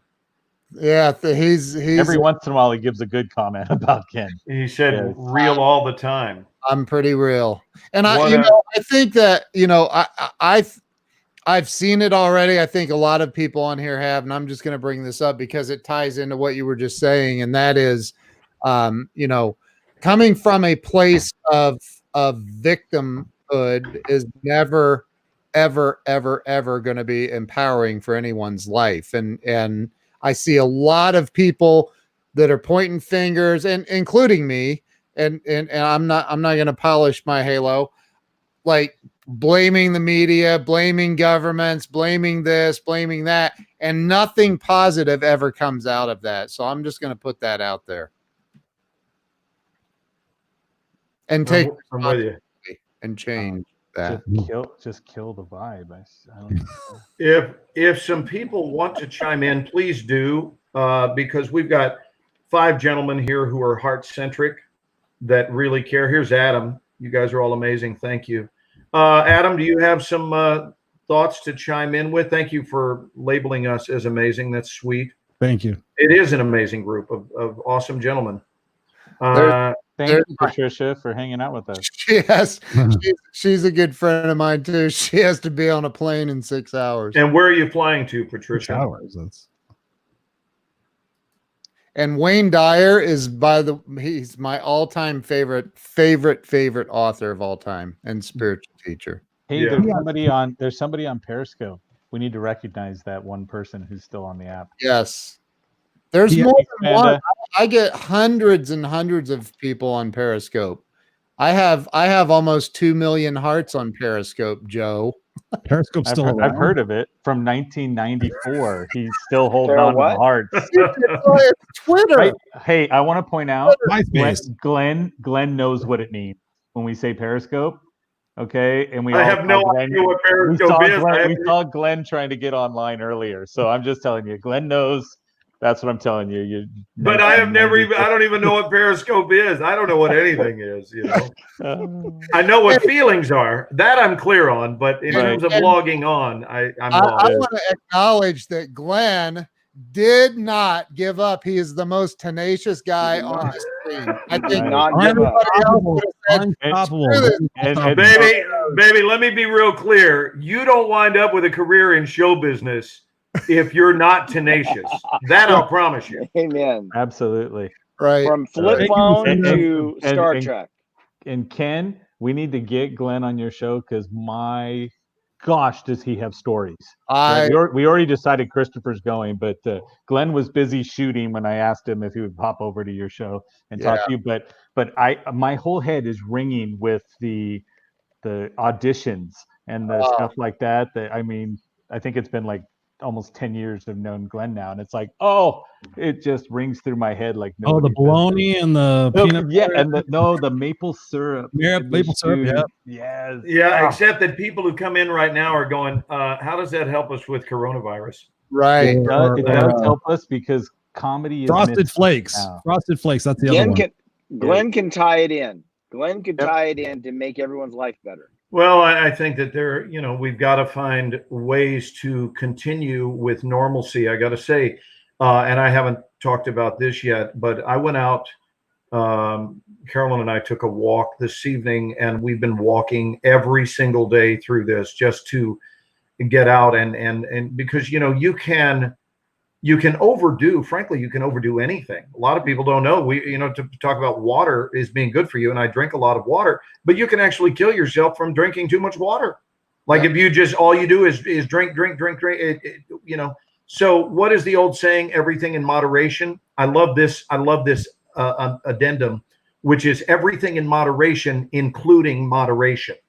Right. So even moderation should be done in moderation. But we went out for a walk, and here's my point.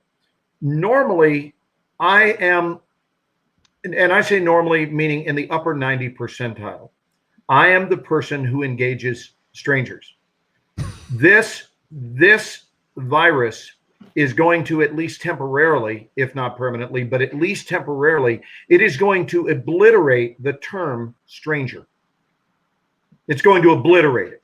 Yep. Because when I went out on the street tonight, there were no strangers. And although I did speak up first to each one of them, and here's what I said. I held up my hand, even people that were coming out their front door in the neighborhood, and we live in a lovely part of Dallas. I held up my hand and said, wishing you and your loved ones health. And in every instance, it was immediately well received, gotten, right? So we went to the town of Getitville. So they immediately got it. They immediately got the purity of the sentiment, and it was received, and it was embraced, and it was circulated back. And all of them said, oh, you too. And it wasn't just, yeah, whatever. It was you too, with real strong eye contact. Like, frankly, I've only seen during wellness weekends or some of my closest friends. But these were people who were formerly strangers until this circumstance unified us as neighbors. And it was you too, or thank you, you too, thank you. And you realize nobody rowing this boat alone at all. And it's a beautiful thing. So these neighbors told us where they lived and invited us to, obviously when the dust settles a little bit and we can cohabitate anymore and congregate situations are commonplace again, then they invited us over to their home and please come by and here are our names. And we were, our respectful distance away, but it was just true communication. And I got to tell you, it wasn't lesser than. So social distancing is a solution that we're leaning upon for its benefits, but it's not all bad, because in that social distancing, I got to tell you, I was more feet away than I normally would be. And yet we as people were closer tonight than we've ever been because there were no strangers. There was only unity and only love. That's what was going on, which happens when you have a common enemy. And this is a common enemy globally. Okay, let's read Rebecca's comment. Yeah. It's easy when you have savings and can afford to take time off. I'm a survivor and have been through worse. All will be well because I know it will. It will be so. It will work out. I think she's saying that, it's easy to, it's easy for people who have money in the bank, right? I don't know. Is it? I think a lot of people have lost some fortunes in the last week or two. So yes, and again, this is unifying us and equalizing us all. First of all, you will never go without food and water, which is the thing that keeps us alive. Because if you need something dropped off at your doorstep for survival, Rebecca, I will do it myself, and you can hold me to that. And I'm not alone. I know that anyone in our workshop would never leave someone in a position of not being able to eat. And as far as not paying bills, the people who are charging those bills are also going through this. This is what I was trying to say earlier. So there will only be understanding because we're all in the same boat. We used to think that we were maybe separated, and this really closens that gap a lot. It may eliminate the gap altogether. Yep. So suddenly, for example, you know, I was saying to Carolyn, and I'm being transparent in saying this, that if someone said, if you could write a check right now for $100,000, I don't remember if 100,000 or 50,000, and I don't even want to misquote myself. Maybe it was $50,000. The amount is irrelevant. But would you, if you could write a check and make this stop, would you write a check for $50,000 or $100,000? And the answer is yes, I would, because I want it to end for everybody's sake. I don't think that cash is going to be what makes it go away. I think disciplines and a unified response to those disciplines, because if we're not all abiding by it, you defeat the purpose of having the disciplines in the first place. Right. So that's really key here, is adherence, and to not see it as governmental control, but rather to understand the goal here is to minimize loss and to survive for as many people as can possibly survive this. And we have to implement certain protocols and abide by them, or that's why I always thought this agricultural check outside of Barstow was the most ridiculous thing I've ever seen, because they used to wave people through all the time. And then they also would have whole days off where you drove through it. And it's like, what is the point of having a checkpoint that is a non-checkpoint? So, Bob, you can relate to it. You and I have been through that checkpoint before. I used to live in Vegas. I've been through that a few times. Right. myself. So what is the point of an agricultural check that just looks at you and waves? That's just someone making an hourly wage. I have corn in my trunk. I'm like, what the hell is this for? Like, That sounded dirty. I remember having to I had to surrender 3 bananas to the state of California. I remember having to do that. You actually had to? I did. It was like, sir, those are bananas. I went, thank you for the education, because I thought it was a rutabaga. I understand it's a banana. But anyway, my point is not to make light of this and not to rush to joviality when someone asks a very serious question, certainly very dire. But Rebecca, again, I would like to remind you that whoever your bill collectors are, whoever they might be, they are also dealing with this. And I fully expect a compassionate response. And we're even seeing that from our government about paying employees who were not there. I think there's going to be something that is, it certainly would be if I were president, where I would say, basically, we all call a timeout, and the only thing that is allowed right now is helping one another. That's it. So nobody's going to collect on bills. Nobody's going to swap money. I mean, this might become a forced bartering time, but I don't think you're going to be in trouble only because everyone is in the same boat. We may not be in the same boat financially, but first of all, what good is that going to do? And I want to cite one example, and then I'll shush about this.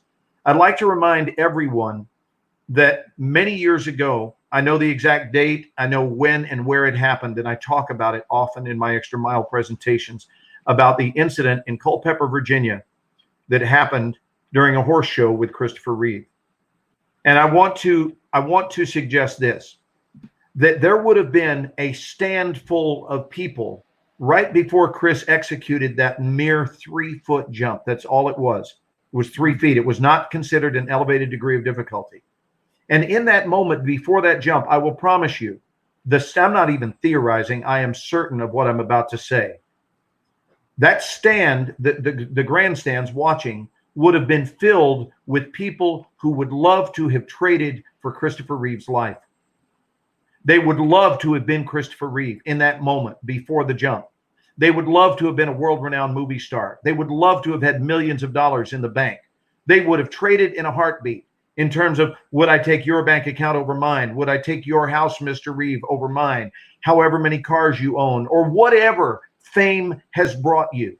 And for the average person, they would have envied his position. And like that, there was a massive role reversal. Yep. Where Chris would have wanted their life. Chris, in an instant, would have given up his position to be dead broke in the stands, but able to move. Yep. Dead broke, but able to stand up able to breathe on his own.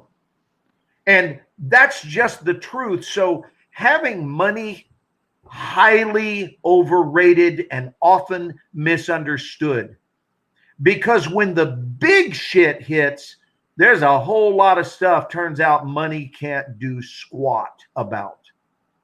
So I want to remind you, you're not going to go without. You lean upon your friends. If you think that they have more because they have more money, then lean on them and participate in that illusion. I invite you not to. I invite you to know that the idea that you lack is an illusion. And it's an illusion brought about by the world in which we live.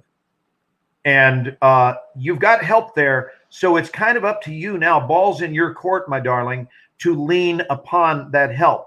Because even if you had extra money, it's not going to fix what's wrong right now. And anyone with money will tell you that. I can't write somebody a check and make this shit go away. So we're going to have to go to a deeper place and a higher place, both simultaneously. And we're going to need to do it collectively as a society. Those are my 2 cents. Adam Broker says, Well said.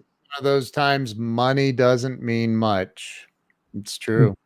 It's true. And I want to go back to I think it was Susan Day had posted a comment there about her son living in her car. And I know that both from our conversations, Bob, before, my personal story is that I was living in a car from 13 to 17, homeless on the streets, 7th grade dropout. So your son sleeping in his car, I understand that. I can definitely empathize with that and sympathize with that. Digging through dumpsters for food, collecting cans, stealing stuff from the grocery stores, anything to do to survive.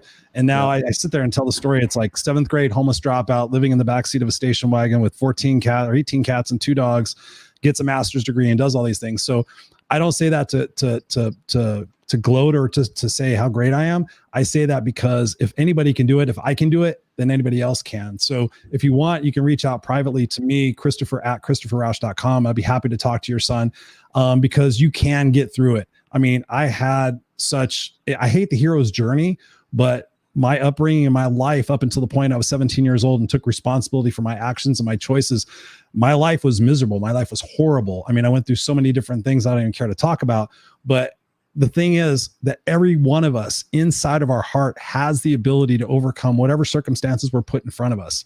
If you believe that you're here to learn a lesson, if you believe that you're here to grow and to go through experiences and to become stronger and become more enlightened, then you know that every situation that's placed in front of you is a test. And it's a test whether you're going to give up and sit by the sidelines, or it's a test whether you're going to get resourceful and get pissed off that you don't want another outcome that's not going to be in your benefit. You have to have that fight. You have to have that constant desire to not give up. I talk about being no excuses. I talk about being unstoppable. And I'm living effing proof of that. And I know that everybody out there is the same situation, but so many people just stop believing in themselves based on input that they get from other people. You have to stop listening to the input from other people, and you have to believe in yourself that you're here for a bigger mission and a bigger purpose, and that there are people that around you that love you, and that there's so many opportunities now in this world with the internet and Google and YouTube. There's nothing that you really can't. I mean, look at what we're doing right now. We 5 guys got brought together like instantaneously, and we're sitting here sharing information for you guys to hopefully latch onto and be able to do something with. That's fucking amazing. I mean, we live in such a prosperous time that to look down at what we don't have, yes, it's understandable. I went through that. Trust me, I went through hell to get where I'm at today. And that's why I pay it back all the time. You have to keep going. You have to ask yourself, like I said before, am I part of the solution or am I part of the problem? And like Glenn just said, lean on people. Most people will sit there in dire frustration and hopelessness, and they don't even reach out and say that anything's wrong because they don't want to fear to be vulnerable or weak or anything else. It's like, raise your hand and say, hey, I've got a tough time. I need some help. And there are going to be people out there that want to help you. But if you sit there in quiet misery and quiet desperation, then that's what you're going to continue to get. But I mean, you have amazing people around in your life. So I say to your son, and I say to you in those hard times, don't ever give up. Don't stop believing in other people, because the world is an amazing place of amazing human beings. And I know I keep saying amazing, but there are so many gifted people out there. So please don't lose hope and just continue fighting that and living the bigger purpose and the bigger mission. Absolutely. I noticed that my Okay, so hold on one sec. You guys go ahead. I'm only gonna be away for about 15 seconds. I want to grab some dinner. I haven't eaten since about 11 o'clock this morning, and I'm gonna grab my dinner and eat it up here in my office. So I'll be right there. Is it in and out? Yeah. Yeah. In and out. I can't So, take during- any more in and out. I What can't. During the commercial break, yeah. I can't see the questions. I can see them as they come up. Oh, you can. Hey, there's a tab over on the right hand side of StreamYard that says comments. Oh, live Just comments. live Live comments. comments. You'll Yeah. see them all. There's Oh, so there many. they are. Who's schizophrenic? Your son. Oh, sorry. Yeah. Oh, wow. That's And funny. you know what, man? I wrote in my book, I've been homeless 4 different times. I'm a recovered alcoholic with 17 and a half years sober. And you know what? I have been there. I've been there so many times where when I said you don't have 2 nickels to rub together, like I literally meant not even 2 pennies to rub together, and not knowing where the next meal's coming from, trying to figure out a way to get. Now back then for me, it was, trying to figure out a way to get a drink because I had, the alcoholism thing. But I was trying to figure out how to get a drink, no money, no food for sometimes 2 or 3 days at a time, not eating, just living on whatever booze I could get in my body back then. So, I've been there, living in my car, living on the streets. And for me, and I wrote about this in my book, for me, it came down to, I had to finally make a decision to quit being a little bitch. And that's for me. I was literally, and everybody knows who Grant Cardone is. I've got one of his bracelets that I wear once in a while that says, "Don't be a little bitch." Because I have to remind myself that I'm not, I get to choose if I want to be a victim or a victor. It's a choice. It is a choice. And now she said that her son is schizophrenic, and I don't know anything about that. I'm not qualified to even address that. Hopefully he's on medication. Can you scroll up a little bit? Rebecca Evans' comment. I just wanted to address it. So Who is putting the comments up there, guys? Is that I you am. doing it? I am. Okay, good. So I'm never asking for help. I just share. So one of the things now, again, I'm reading it, so I get to assign the tone. That's part of our problems with text messages and emails, is I get to say it. I get to say it how it comes across, right? I always say, fight with your spouse, and they text you 10 minutes later. It says, have a great day. How did they really say it, right? So I get to assign the tone.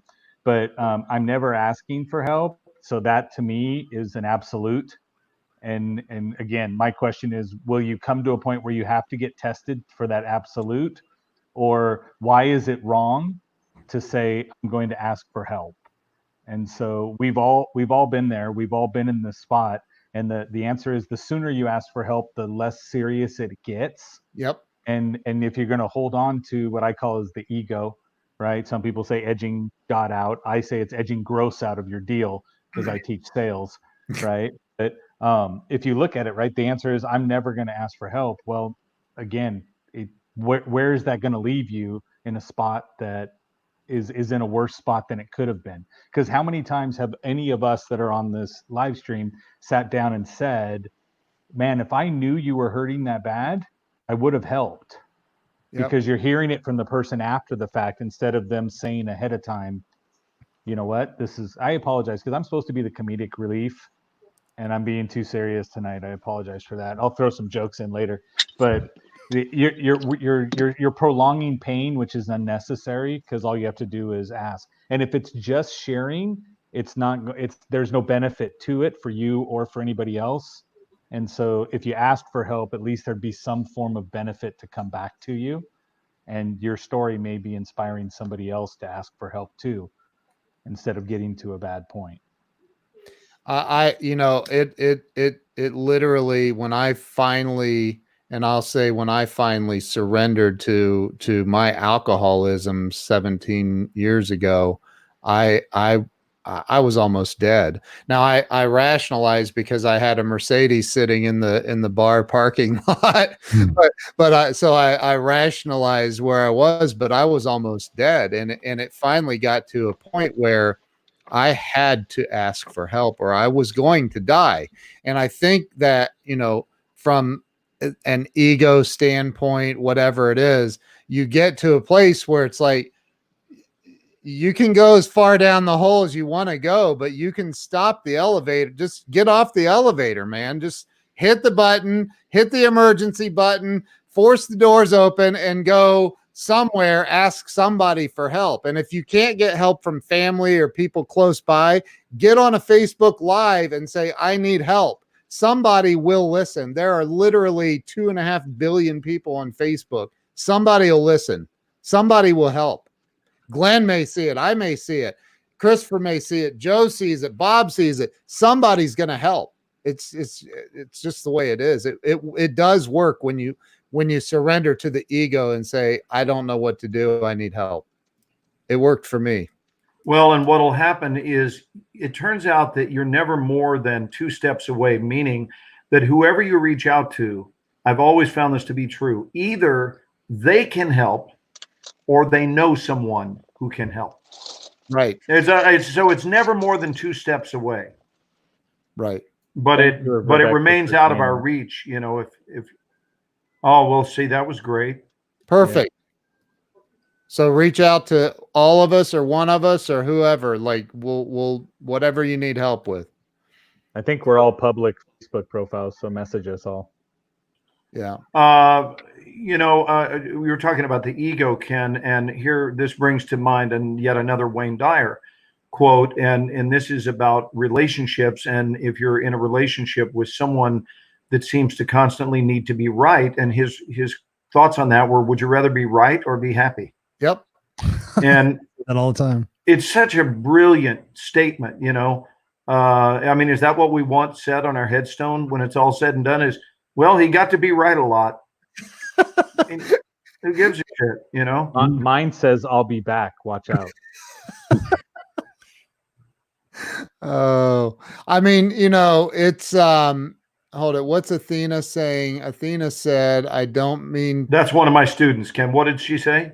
I don't mean that in a rude way, just my personal feeling. Oh, mean what in a rude way? Earlier, she said, tell Joe to shut up. Take away his microphone. Sometimes asking people for help can feel belittling or make you feel like a failure depending on the circumstance. Of course, it does. For me, I mean, I am in, look, in recovery, they say that alcoholics are egomaniacs with an inferiority complex. And so I'm like, that's me, right? So if I ask for help, man, that means shit is bad. It's really, really bad, because I'll let it go until like, okay, we're drowning now. Somebody throw me a life raft. So, yes, it's unbelievably difficult, but you have to be able to ask for help. Is Bob still there, guys? Bob no, he disappeared. Bob changed his image to a little circle. He's the white M&M. He's a white M&M. What were you going to say, Chris? I can't remember, but I just was seeing, talking about asking, it can make you feel like a failure. Yes, it can, but obviously you have to go through points in your life where you hit quote unquote bottom, and that doesn't make you a failure. When you stay at the bottom, that's the quote unquote failing part of it. But if you realize that you need help and you ask for it, that's a sign of strength. And I've seen so many people recently reach out to me personally and say, hey, Chris, I need some help. I need some advice. I'm scared to death of you, but can you give me some advice? And I spend all the time in the world I can with them to try to, get them on the right path with their beliefs and their confidence level as fast as I can. But, you can't make somebody feel something that they're not going to feel intrinsically in a way. So you have to put away that feeling of badness, that feeling of vulnerability. I mean, for me, when I was homeless, I tell this story. There was one way I could only eat was because my mom had to take care of the cats and have her cigarettes and all that other stuff. But there was a guy at this Burger King that I made friends with. And when you take a sandwich back and you sit there and you say, oh, it's got mustard on it, I don't want it. Well, they wrap it up and they put it in this little pile. Well, this guy would actually bring me the sandwiches at the end of the day, be like, hey, here's some sandwiches for you and your mom. Talk about embarrassing, talk about, everything. But I had to put that away at 16 years old and say, thank you for the sandwiches. Even though somebody took a bite out of them, we ate the other part of it, but it was a way to survive. And through those little steps that you make and those little I don't even want to say concessions, just when you stand up and you stand up for yourself, there's something that happens in your confidence and your soul that kind of says, yes, I do value myself. Yes, I do believe I deserve things. Yes, I will raise my hand and ask for things. And when you ask for things, you get them. And when you put things out to the universe, you get them back. The law of attraction. I mean, we know about The Secret, but I mean, I'm living proof. And I know these guys on the call with us tonight are living proof that if you sit there and you dedicate yourself and you tuck away that vulnerability a little bit and you just be real, people are going to pour out to help you more than ever. I know they did for me. And I'll piggyback on that one too, Athena. Listen past the beginning part of what I'm going to say, because you're going to go, what did? Hey, let's send some happy birthday cheer to Adam's little Samantha real quick. So happy birthday, Samantha. That was my mom's name. Happy birthday, Samantha. See how you brought joy onto the show? That's right. Fantastic, right? Because Susan we were trying to do that. Needs help. Awesome. Okay. Christopher at ChristopherRausch.com. Send me a message. Yeah, Facebook Messenger me. I'll grab it. But I just texted Bob to ask if he's still with us. So there he is. Okay. Yeah, he sent me a text. I've been trying to work it in, but yeah, he had. So someone was going to piggyback. Was that you, Joe? Who was going to piggyback? It was me. It was me. And I'm gonna excuse myself. I'll be right back. And I'm going to piggyback when you're done piggybacking, Joe. Fantastic. I'm on the runway. I'm on the runway. Yes, you're on fantastic. Yes. So, Athena, you said that sometimes asking people for help can be belittling or make you feel like a failure. I say gut check moment. I'm in a failing situation, right? I'm there. So that's when you have to ask for somebody. So instead of trying to save face when you are in a position like that, you have to say, look, I am failing. That's when the creativity comes out. That's when you can start doing things. But again, it goes back to before, which is I'm hoping for something different and it's just going to prolong the pain. But one of the biggest issues we have in the world today is believing that failure is permanent, that failure is a bad thing. Okay, because we look at that as saying, okay, I fell, right? And then we just stay down. That's not what we're doing. We end up coming back up, ask somebody to help you up to get to the point. But everybody has screwed up all the way to where they are right now successfully. There's things we've all wanted to do, things that we thought, oh, if I landed this gig, this is going to change everything. Then we get it and blow it. And then we sit back and have to go back through life again and start over and go, well, maybe that wasn't it. Maybe it was this. But failure isn't a bad thing. Failure is on your way to success. You're going to have to fail all the way through.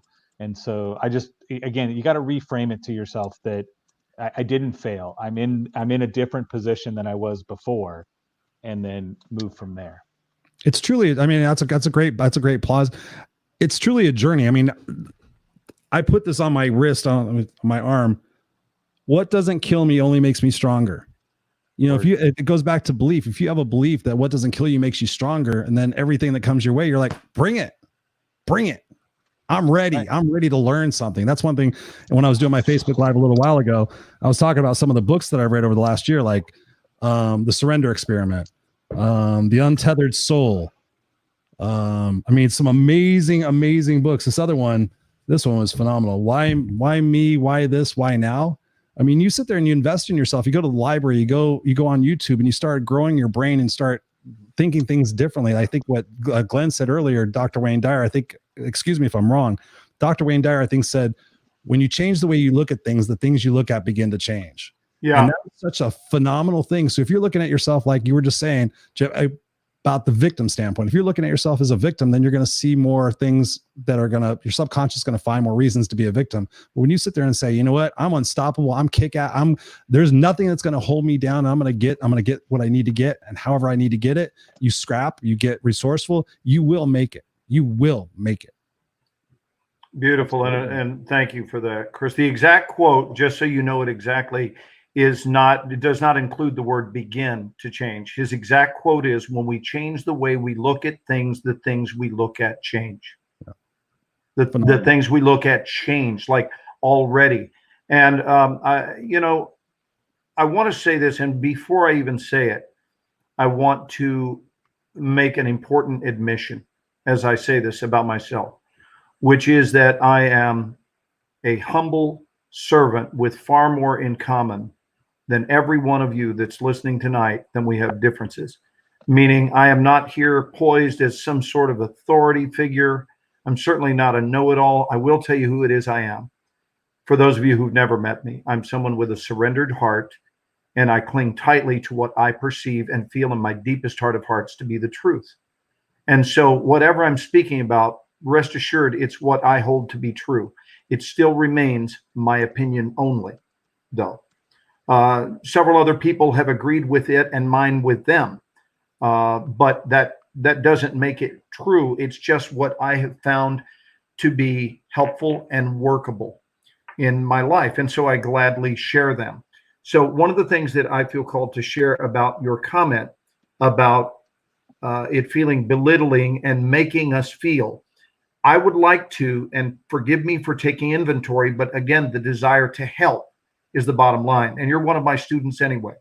So I would like you to remember that nothing makes us feel anything.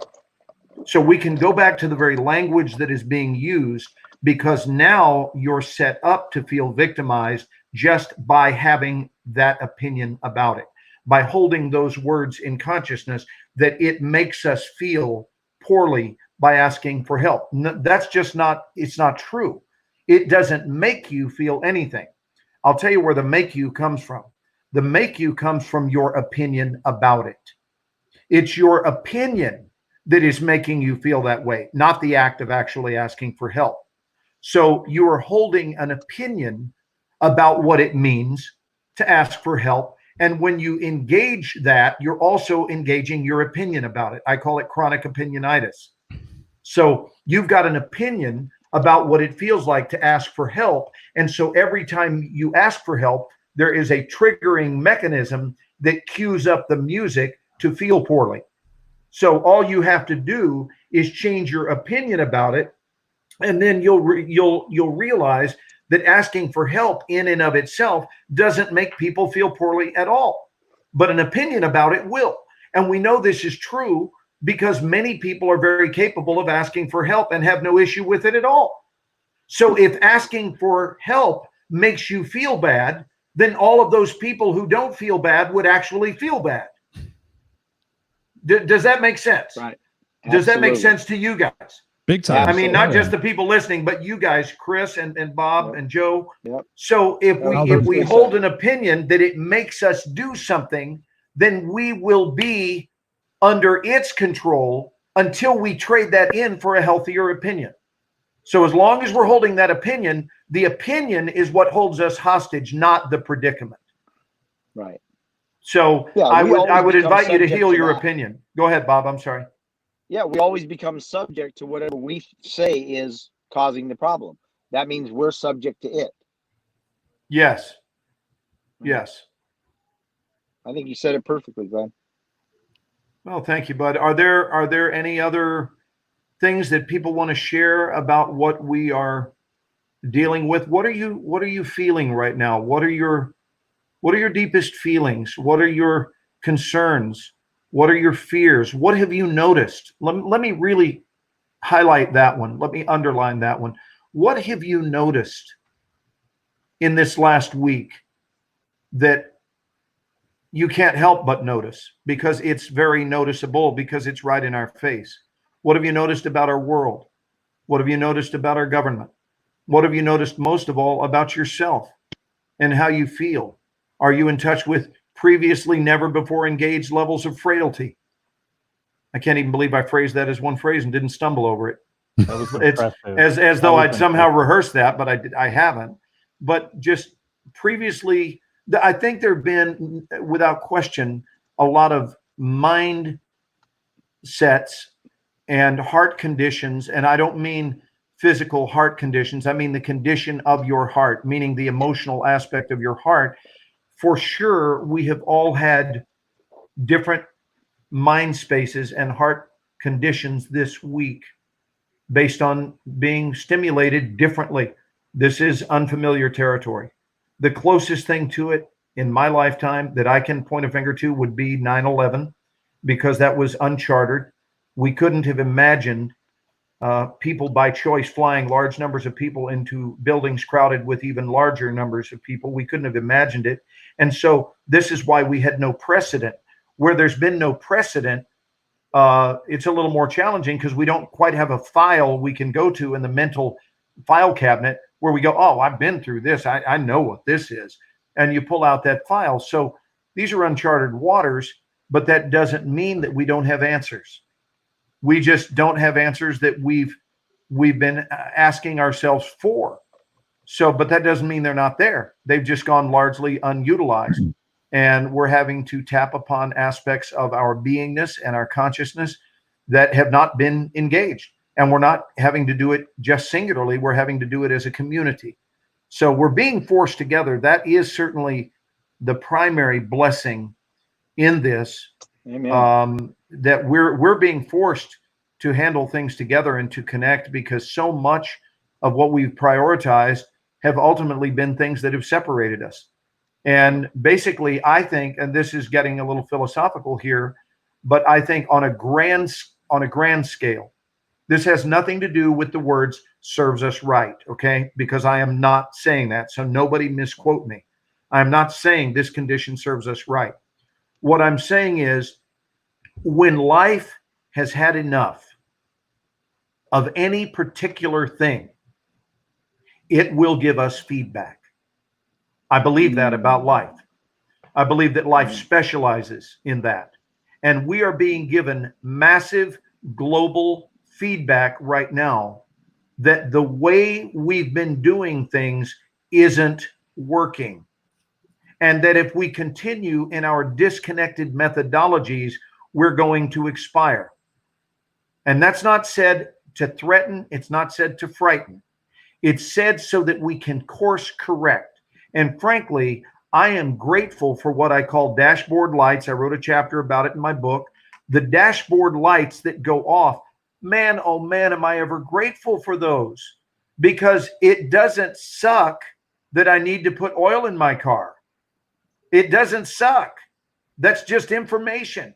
And if I hold the opinion about it that it sucks, then now it does suck, because I've decided, oh shit, I got to put oil in my car.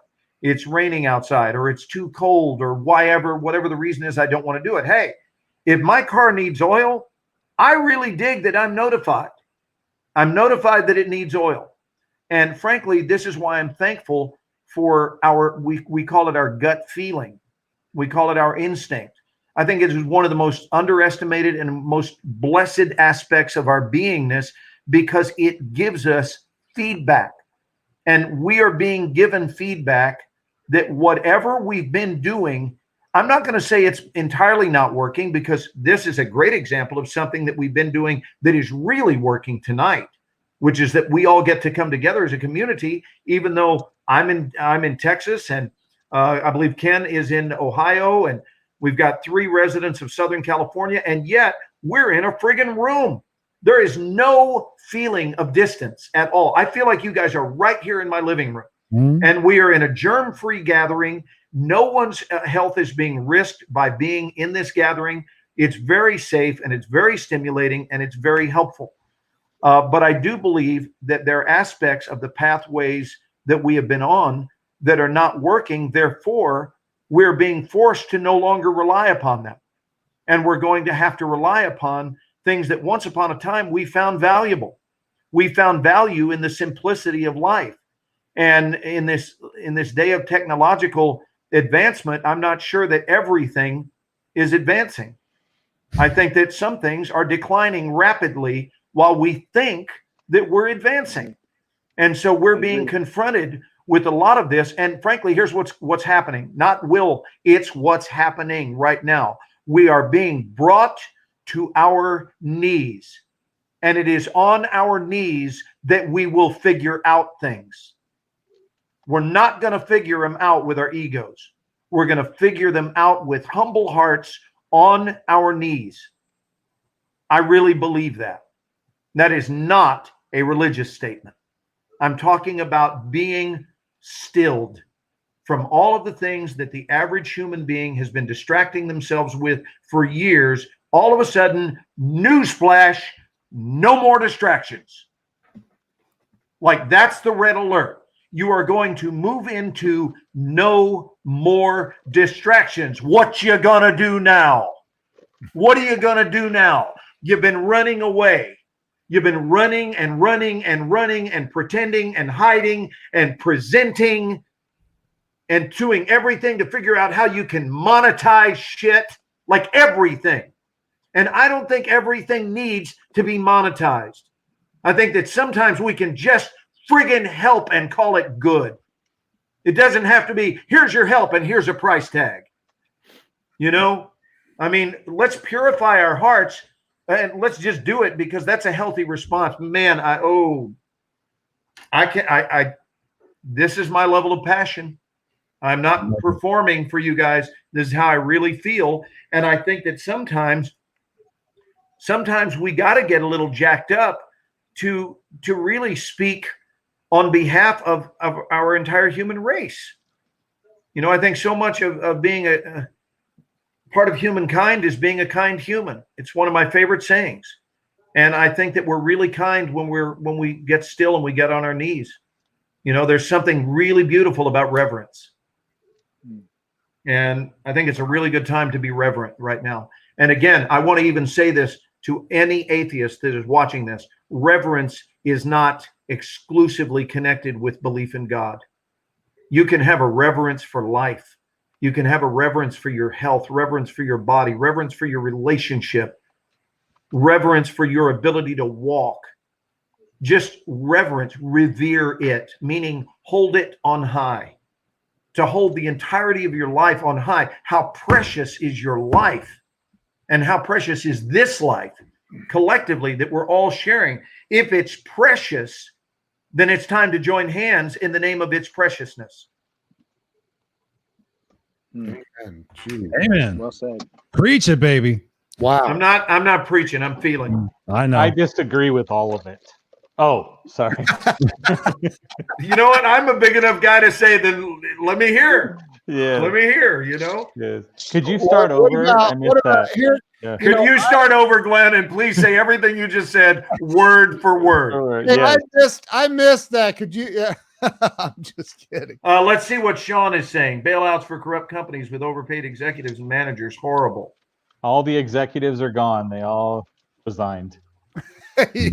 So what can you guys speak to that? Because you guys live in a little bit of a different business world than the one I live in. What are your thoughts on that? I really want to acknowledge the comments that are coming up. And if we've left some out, Ken, if you could, can you cite them so that we can talk about them? And I want to point something out to you in the browser StreamYard over to the right-hand side.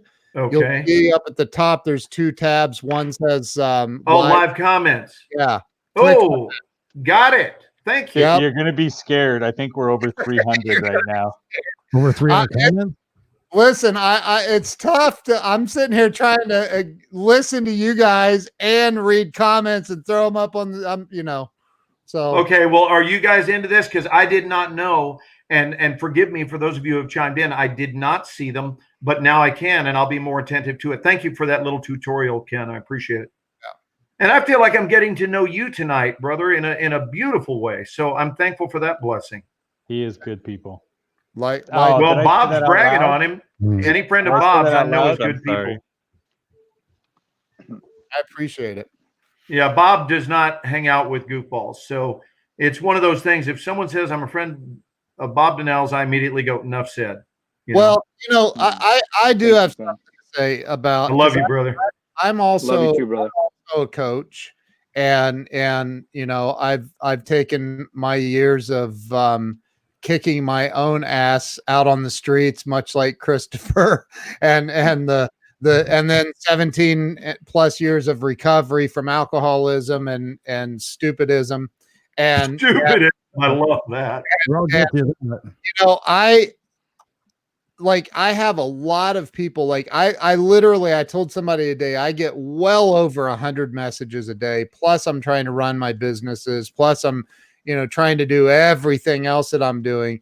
And so it was Bob and I were talking about it. I said, what do you do with the people that call you up and say, hey, can I pick your brain?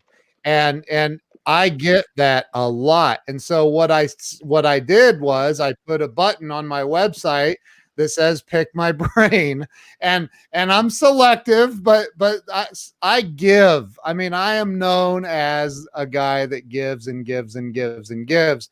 So like, but there is a point where it's like, okay, we got to stop brain picking here. And if you want to get into a, full-blown coaching conversation, there's a button on my website that says pick my brain, and you can do that after you pay me for my time, because that's all I have to sell. That's what I sell is my time. So Right. when you say, I hear about the bailouts for corrupt companies, Sean, I agree. We did a huge bailout back in 08, 09.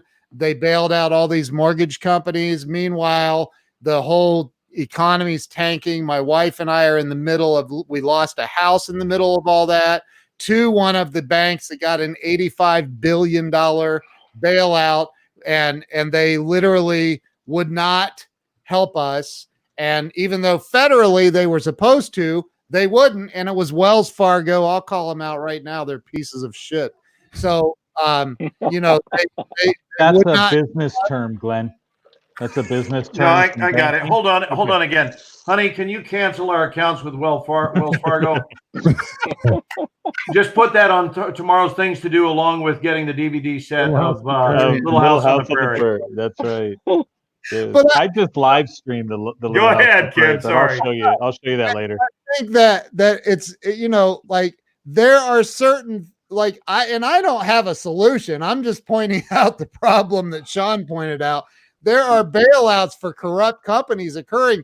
These companies, Wells Fargo, Bank of America, they got all this bailout money, and they were still foreclosing on houses and selling them. So they were technically double dipping, and nobody did anything about it. It's like, hey, here's $85 billion. Why don't you just go ahead and take this? And it's our gift if you'll just stay in business for us. And it's like, what? Nobody did that for me ever in my life, right? So Did you know that Christopher worked at Wells Fargo? sorry, Christopher. Yeah, Come notice he walked out in the middle of your talk. He's like, Yes. this is bullshit. I'm out of here. But like, I think there is. He'll be back. He's a big boy. Yeah. He's gonna go pray. Evidently not that tough. I'm gonna go unfriend him. Yes. But I think that there are definitely companies that are definitely corrupt, and there are. But what do you do? If the government's continue handing, what do you can't like. You can't fight City Hall, let alone the U.S. government. So, like, what do you Just do? stop paying taxes. That way they can't use your money to bail them out. Right? They don't mind that at all. No. So I don't know. Everything come Joe- out okay? Yeah. Wells Fargo. He's like, Christopher, I guess how long ago did you leave Wells Fargo? How long ago did you quit Wells Fargo? Christopher, Who? that's you. What? How long did I Yeah, leave? you got up and walked out, so I told him he worked for you worked there, worked for 20 Wells years or something, Fargo. didn't you? He got pissed Wells off again, Fargo? saying For Wells 20 Fargo years? sucks. Yeah. I worked for Patty for 26 years, but Wells Fargo, I was the branch manager. Yeah, that's the ticket. Yeah, I was in charge of the home loans thing. Yeah. That's right. I thought you were a failure. You Me work for a bank? Are you kidding me? Sure. You'd be afraid I'd rob it or something. Yeah. So I think, again, I think that there's definitely corporate corruption, but I like, I also think that we live in a what's the word? A capitalist society that, like, if you don't want to pay for something, don't go somewhere else. Like, you don't like that toilet paper because it's $4 a roll or a pack, then go buy something else generic. Hey, can I sneak in on the subject of toilet paper? Yes. And can I preface by saying that I'm not, under any circumstances, am I being a smartass? It's a sincere comment. Yeah. I think I must be missing something on toilet paper, because I didn't know that we were a people who would freak out about it. I don't know how many multiple usages there are for it. I've exclusively used it to wipe my ass only. I've not ever used it to do anything else. I think maybe once upon a time, I cleaned a woman's glasses with it because she happened to hand them to me while I was wiping my ass. But I really want to make this point. And I'm not joking. I am not joking. I really mean this. If you are out of toilet paper, why can't you step into a shower to shower off your booty hole? Right. And then wipe your booty hole with a clean towel. Right. It is not the end of the world. I'll tell you, anyone who needs toilet paper can have all of my toilet paper in my house. I rely on it minimally. And if I were having to go without it, I would simply shower my stinky booty off in the shower and then dry off with a towel, case closed. My butt will be clean if we lose paper towels.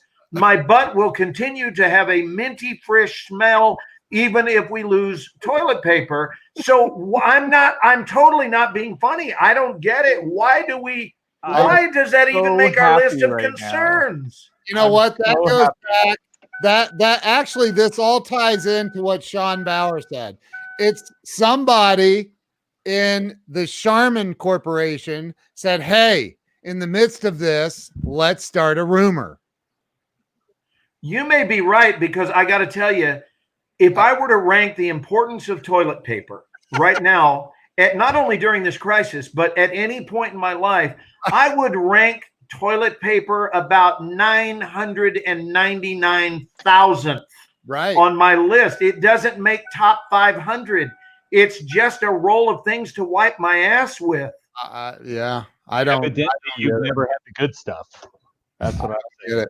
I mean, I'm a two-ply purchaser. Okay. But I'm not judging anyone for freaking out. I'm just, can you gentlemen or anybody chime in to point out to me, what am I missing that is so frigging special and or sacred about toilet paper? Don't know. People are stupid. Control. Yes, it is. But it's about them trying to feel like they're in control. Now, you're giving me a serious answer, I assume, are you not? A serious answer. Okay, because I really was requesting a serious one. Okay, it's about being in control. Go deeper with that, Joe. Yes. So the filling up your house with the essentials is what makes people feel better. Okay. And so people got out there, and their answer was, again, everything started when they said there could be quarantines, there could be things coming down where we're going to be locked in our house. So everybody said, food we got, all this other stuff, but if we run out of toilet paper, right? And it started with everybody saying, I need to get this so that I can feel better. Then everybody said, oh my gosh, if everybody's getting it, I want it. And the stupid mob mentality went into the fact, right? Because a person is smart, a group isn't. Okay, except this group. Well, I'll just point that out. No, but that's an interesting take. A person is smart, a group isn't. That's okay. I like that. But look, I got to address the comment I just put up on the screen, because and that makes sense to say that Americans are spoiled, but buying toilet paper, how does that make us spoiled? I don't get. We don't want our ass with leaves. You know, some countries they don't have toilet paper, that's organic. Yeah, toilet paper. Organic toilet paper is leaves. I'm selling them for $10 a bag. Got little trees in my backyard. I wish karma on all those people. I agree. I got videos I'll send you. We had a serious comment. Somebody was asking, are you guys pulling any money out of the bank? For me, no, I'm not touching my 401k. I'm not worried about it. I know that everything's going to bounce back and it's going to be all right. That's me personally. I don't know about you guys, but I thought that was a serious enough question. We should make sure we catch it. So Pamela, yes, I'm not. I haven't. That's my response to it is I haven't. Right. Ditto. I have not. It's unanimous. I think we're all sitting here, unless Bob pulled out some money and he's just sitting on a ton of cash in the car. He went in and out, so yeah. Bob is a trooper. He's been sitting there this whole time in his car. Yes. Yeah. It's impressive. He's waiting for the next Uber ride. See, he's resourceful. That's right. Yeah. That's right. I've got my Uber. Hey, I've got Lyft and Uber. Smart. Yeah, yes. So you're an Mhm. industrious businessman. Yeah. Don't leave anything out. Right. Nice. What does it say? You have toilet paper, Chris? Yeah, I have toilet paper. My wife buys everything in bulk. What other comments do we have? Massive stimulus on its way. Italy. Yeah, I really want to address this. What do you want to address? We Just can't so see all the thing. comments that are coming in general, Oh, but okay. someone was saying, let me see where it was back here, that they were supporting what you were saying, Joe, and I still don't see how toilet paper. Is this it, diarrhea? So I'm guessing that's why people are panic buying. Okay, that's the first comment I've seen about that. Yeah. Is diarrhea. But then again, if A lot of lung disease, a lot of respiratory problems come out your ass. That's what I've heard too. It has nothing to do with that. Yes, but again, so. well, I don't Yeah. want to make fun. I assume that diarrhea is an issue that people have with this, and if so, again, have you ever just had? I'm asking anyone. Have you ever had such a poop fest that you just called it a day in the shower? I have. Where I've had it where I got so tired of making the runs to and from, which might be how it got the name the runs, right, to and from the bathroom, that I said, you know what? I remember saying this to Carolyn. I said, I'm gonna just go ahead and sleep here and poop on myself. And we have a big size tub. I'm not joking. I'm admitting something that perhaps is TMI, but look, if there was ever a time for TMI, it would be during this crisis. Let's all just admit the truth. At TMZ. Right. I don't care. I don't care if this goes on TMZ. But the fact is, I was pooping so much that I laid out on this big extended tub, and she was the angel that she is. She brought me some pillows, and I slept in the bathtub.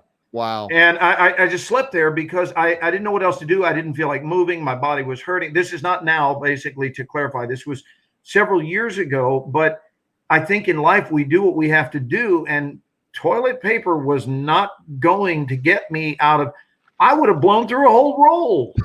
You know, it was a lot easier to just poop and let it go down the sink, you know? So now he's on the sink. Now he's like, yeah. Oh, shower, whatever. These images, whatever. are erotic. I just want to make this announcement. Can we please, anyone who's listening, can we please deprioritize toilet paper? Yeah. Let's get that off of our list of things that matter most. Because if we think toilet paper is the issue, there's a really good chance we got bigger fish to fry emotionally. And we need to get to work on whatever the problem is, because the problem ain't toilet paper. And you know what? That brings up a really good point. What's the book? A Shitty Feeling. It was a book on how to remember shit, and I forget what it's freaking called. So nice. I'm kidding. I did have. You don't need ginkgo biloba if you can remember to take it in the morning. So that's another. That's a good one. Right. That's good. I mean, go ahead. Sorry. I think that the planet is. I do believe that, and Wayne Dyer talked a lot about this. I do believe that there is an awakening occurring on this planet. And I'm not. I don't want to get all. What'd you call it earlier, Glenn? Woo woo. Woo woo foo. I said woo woo foo foo. Yeah. I think that spiritually, I mean, look, we're all spiritual beings having a human experience, right? And I think that we're waking up to something way bigger. This really doesn't have anything to do with a virus. I really don't think it does. I think there's something way bigger, and I think that there's spiritual value behind what I'm saying. And I won't go. I don't want to get too woo foo foo on it either. So we can handle it. It's 2:30 in the morning here, so you know. Well, you might as well just stay up the rest of the night then, and that way you don't go to bed and get tired. Jerry Lewis did it.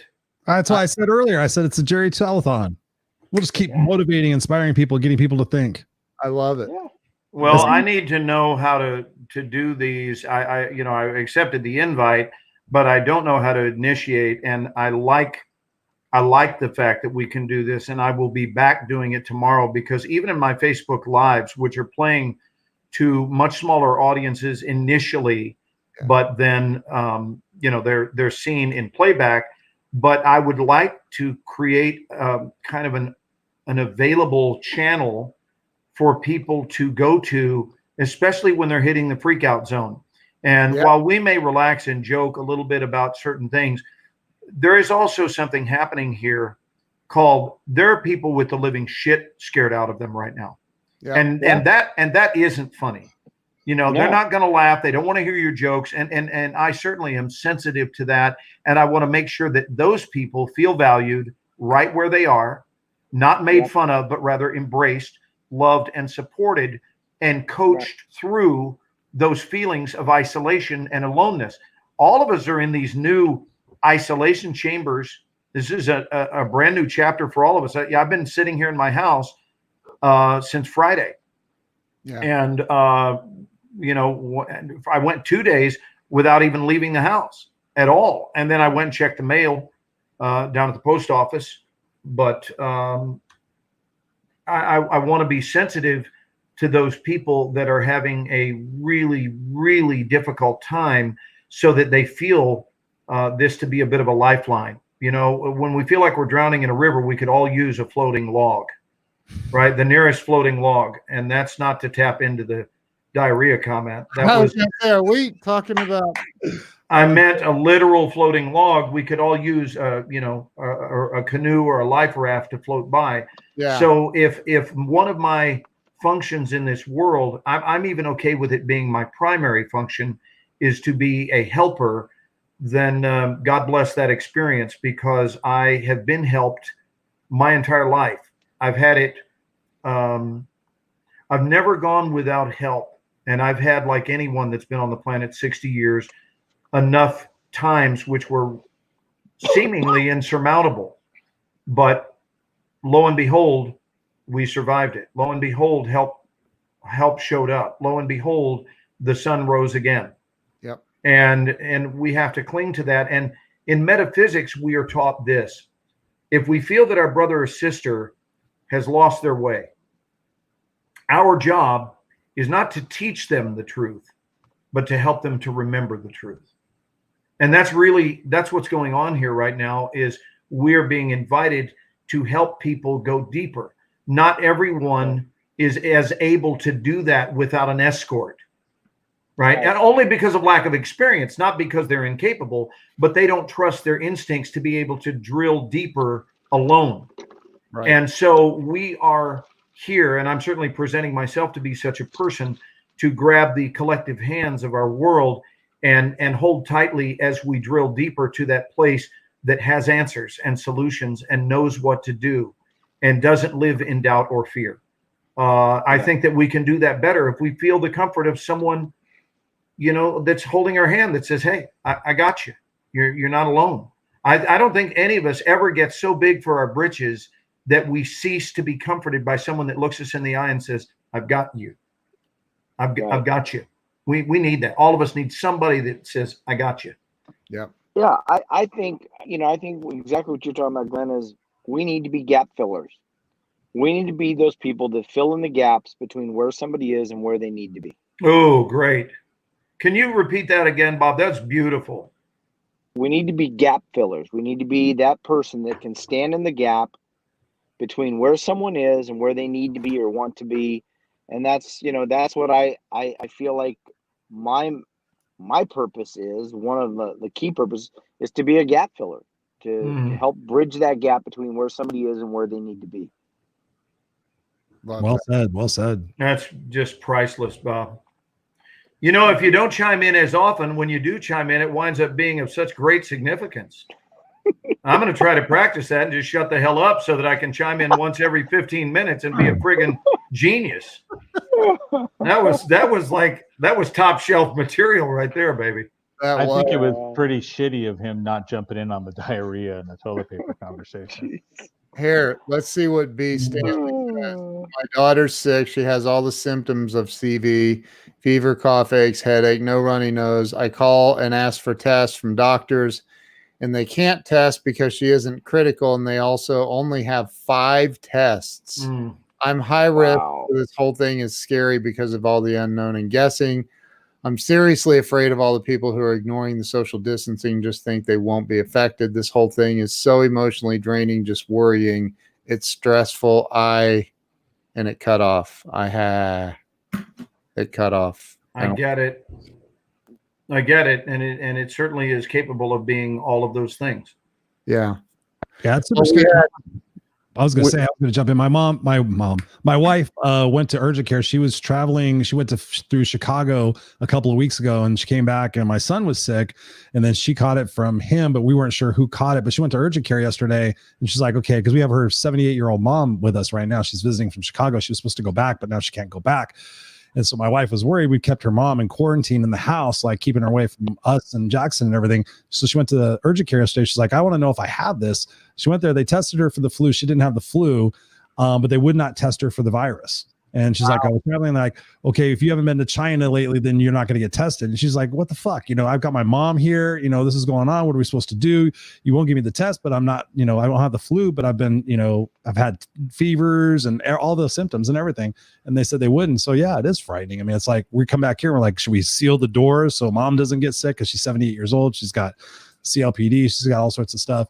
So yeah, it is frightening. It is super frightening. But I posted, I'm so tired now. I can't think of who it was. Another doctor that's internationally known. Joe, do you remember the doctor, Bob, the one that I was talking about? Yes, that Bruce Lipton, Dr. Bruce Lipton. Oh yeah, Lipton. Yeah. Yeah, I posted something that he said about this. He said, this is being blown out of proportion. He said that if you have had a cold or the flu ever in your life, you have likely had the coronavirus. Dr. Bill, who was on here with us earlier that had to leave, he said the same thing. It's being blown out of proportion. He said that it's no worse than the regular flu. Like, you're going to feel aches, you're going to get a fever, and within 3 or 4 days, it's going to pass. So, I'm not a doctor, so I don't know. I can only say I've seen a lot of people.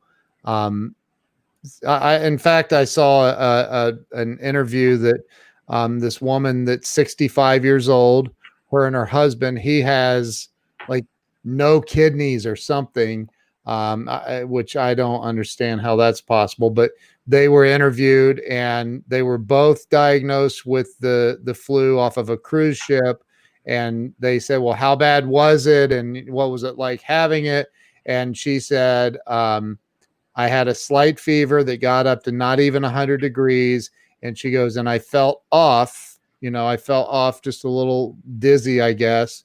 And that lasted for a couple of days. And then I was in quarantine for 2 weeks in a hospital room. And she said, I was doing yoga. They were nice enough to bring me my yoga mat. So again, and of course there's retorts to it. There's people that see these posts from scientists and doctors and people who've actually had the coronavirus saying it's not that bad, stop believing all the hype. It's not that bad. And then people retort and say, no, that's not, well, that's why I don't engage in it. It's just like, whatever, man. I'm only stating what a scientist said. I don't know. I'm not a scientist. So, yeah. So, and my wife just said, my wife's on here, by the way. She's a trooper. She's still up too. She said, I'm reading. It's different for different people. It is different for people. For some, it's mild. For others, it's much more. So I know. There's my buddy Frank Crenity over in Philadelphia. No, nobody sleeps. No. Jerry Lewis Telephone. Dina Adams says, I had all these symptoms in February, was sick for 2 weeks, and it took me 2 weeks to recover. They tested me for the flu and strep and said that I had an upper respiratory infection. No one else in the house got sick. They couldn't treat me because they said nothing would help. I had never felt this bad in my life. I'm so glad I'm better. So Wow. Pam says they're treating with vitamin C. Give her Chewy vitamin C at 100% of the dose. So again, I think that it's B says, I get that kids are not bad, but shouldn't we know? Again, I don't think any of us have all the answers, do we? No. Nope. I mean, Joe does, but I do, and Jared brought it up down there below in his comment there. So, Well, I have an answer. I don't have the answer, but I have an answer. I'd love to hear it. And the answer that I have is that we do have control over our mental response, and to be mindful so that this does not become a mental virus. Thank you. And what we are seeing is the effects of it having progressed to becoming a mental virus. Yep. So it started out as a physical virus, which it still is, and very active and growing. Although if we again follow these protocols, perhaps we will speed ourselves toward the past tense experience of it. But in the meantime, there is a much more serious condition than the physical virus itself, which is the mental virus. And that is all about the vastly different interpretations of what's going on and what it means. And it turns out that probably one of the healthiest things, if not the absolute healthiest thing that any of us can do for ourselves at any time, not just now in a crisis time, but on a random day when everything is normal. And that is to cultivate healthy processing of events. Yep. So that we are not haunted by our inability to process in a healthy way. Here's an interesting thing that I think we are being shown. How cool is normal? And I've been teaching that for years. I didn't wake up to that this week. Anyone who knows about my Extra Mile seminars knows that I've been talking about the coolness of normal for as long as I've been doing seminars, which is about 35 years. So, I coach people to take pictures of your life right now. What's going on? If you can stand up out of a chair and walk, that you are an exception to the rule. If you can have an unassisted bowel movement, you're an exception. If you can do this, if you can do this, if you have, and the list goes on. Basically become the noticer of all of the things you used to take for granted. And we have a choice. We either get to do this on our own because we are always at choice, or we will be made to do it. And that's what we're experiencing now, is because we've had an opportunity to become noticers on our own, and now we're being forced to notice. And I don't know of a person alive who wouldn't love to snap their fingers and have it be New Year's Eve 2020. Yeah. Before, and I'm talking about putting ourselves in a metaphorical time machine. I know that option doesn't exist, but what I'm saying is maybe if we look at it metaphorically, we can at least learn something. And I think that's the purpose of analogies and metaphors, is to at least serve as a teaching tool that maybe the next time things are just normal, they're not spectacular in your life, and you're not, someone says, what are you celebrating? I think the new answer to that will be, in the aftermath of this, people are going to be, I'm celebrating the fact that it's normal. I'm celebrating the fact that it's an incredibly normal day. And I've spent the last whatever yearning for normal, yearning for it. And we didn't do enough yearning for normal. Right. We've been sleepwalking through goodness. And we've been taking things massively for granted. And, when you sit tall in your saddle and take shit for granted, that's when you usually catch a tree limb, right about here. that knocks you on your well-deserved ass. Wow. So And that's an old Southern teaching, but you got to be careful about sitting up too tall in the saddle. And that's why I refrain from doing so. So if I speak with passion, I'm not riding taller in my saddle, because I want to always be mindful of ever-present tree limbs and know when to duck my head. But the reality is we're seeing the effects of taking shit for granted. And boy, I know everyone would join me in the idea that we're going to fall asleep and wake up tomorrow morning and say, it's over. This is not going on anymore. The numbers are drastically dropping as fast as they were growing. It's unexplained, but it's dropping. And 2 hours later, we see that it's dropping. And by the end of the night, it's dropping even more. And it's dropping exponentially. This is almost the ultimate fantasy right now. And I am theorizing that we're not entirely helpless over this, and that maybe it is time for us to join as a world and see what we're capable of producing mentally. Just what would happen if we all just, close our eyes and join hands and activate our highest available, listen to me, our highest available mental and spiritual game. If you don't believe in God, that doesn't mean you can't help us, because we want your help. I want the help from believers and atheists alike. I want to call upon your highest available mental game. And I want you to hold my hands while I join you in that. And that is all we allow at this point, that we disallow anything from the opposite.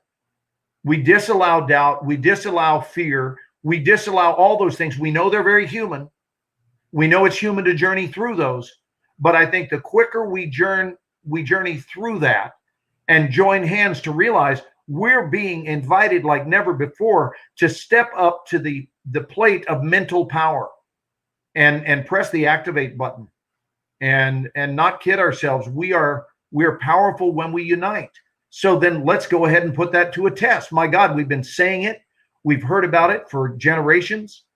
For eons, we've heard about how powerful we were, but we keep hearing it as a theory.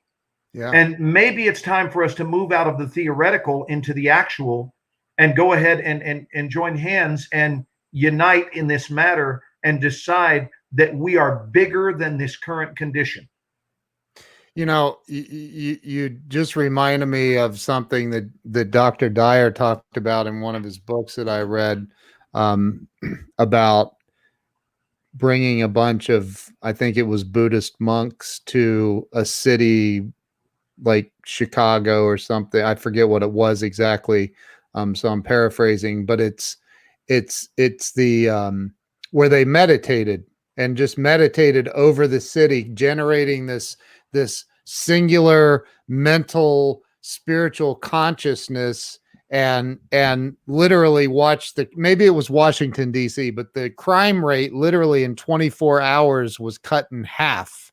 And nothing else changed. Nothing else changed except for that humongous group of people came and meditated, and they were consciously praying and meditating over the entire city. So, what you're saying, it's the same thing that you're saying, is if we all come together collectively as one consciousness, we can make a difference.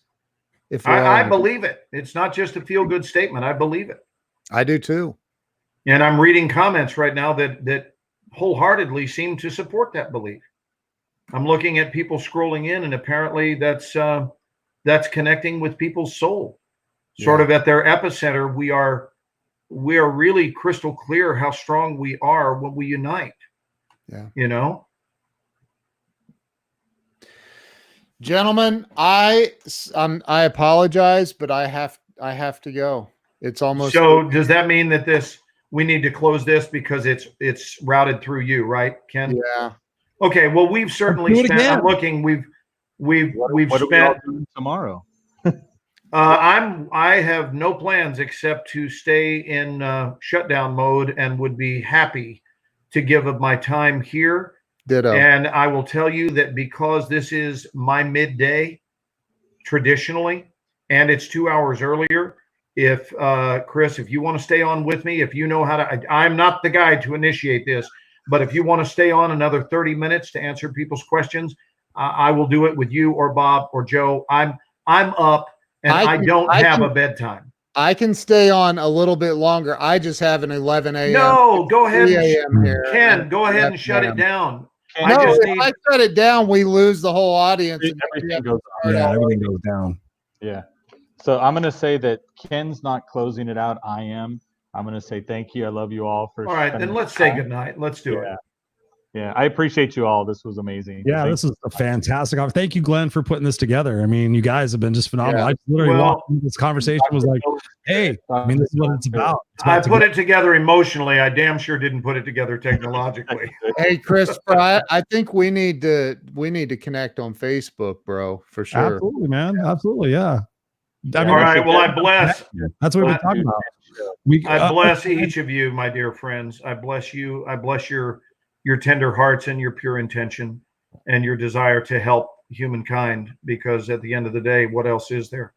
I love you dearly. And that's why I thought I was speaking to Chris. I was speaking to Dr. Bill, and I said, let's call Bob, let's call Joe, and and I started sending out invites. And the next thing I know, by the time I joined, you're already online, Chris. And I'm grateful that you moved front and center instead of just to be watching it. You actually got on board the screen.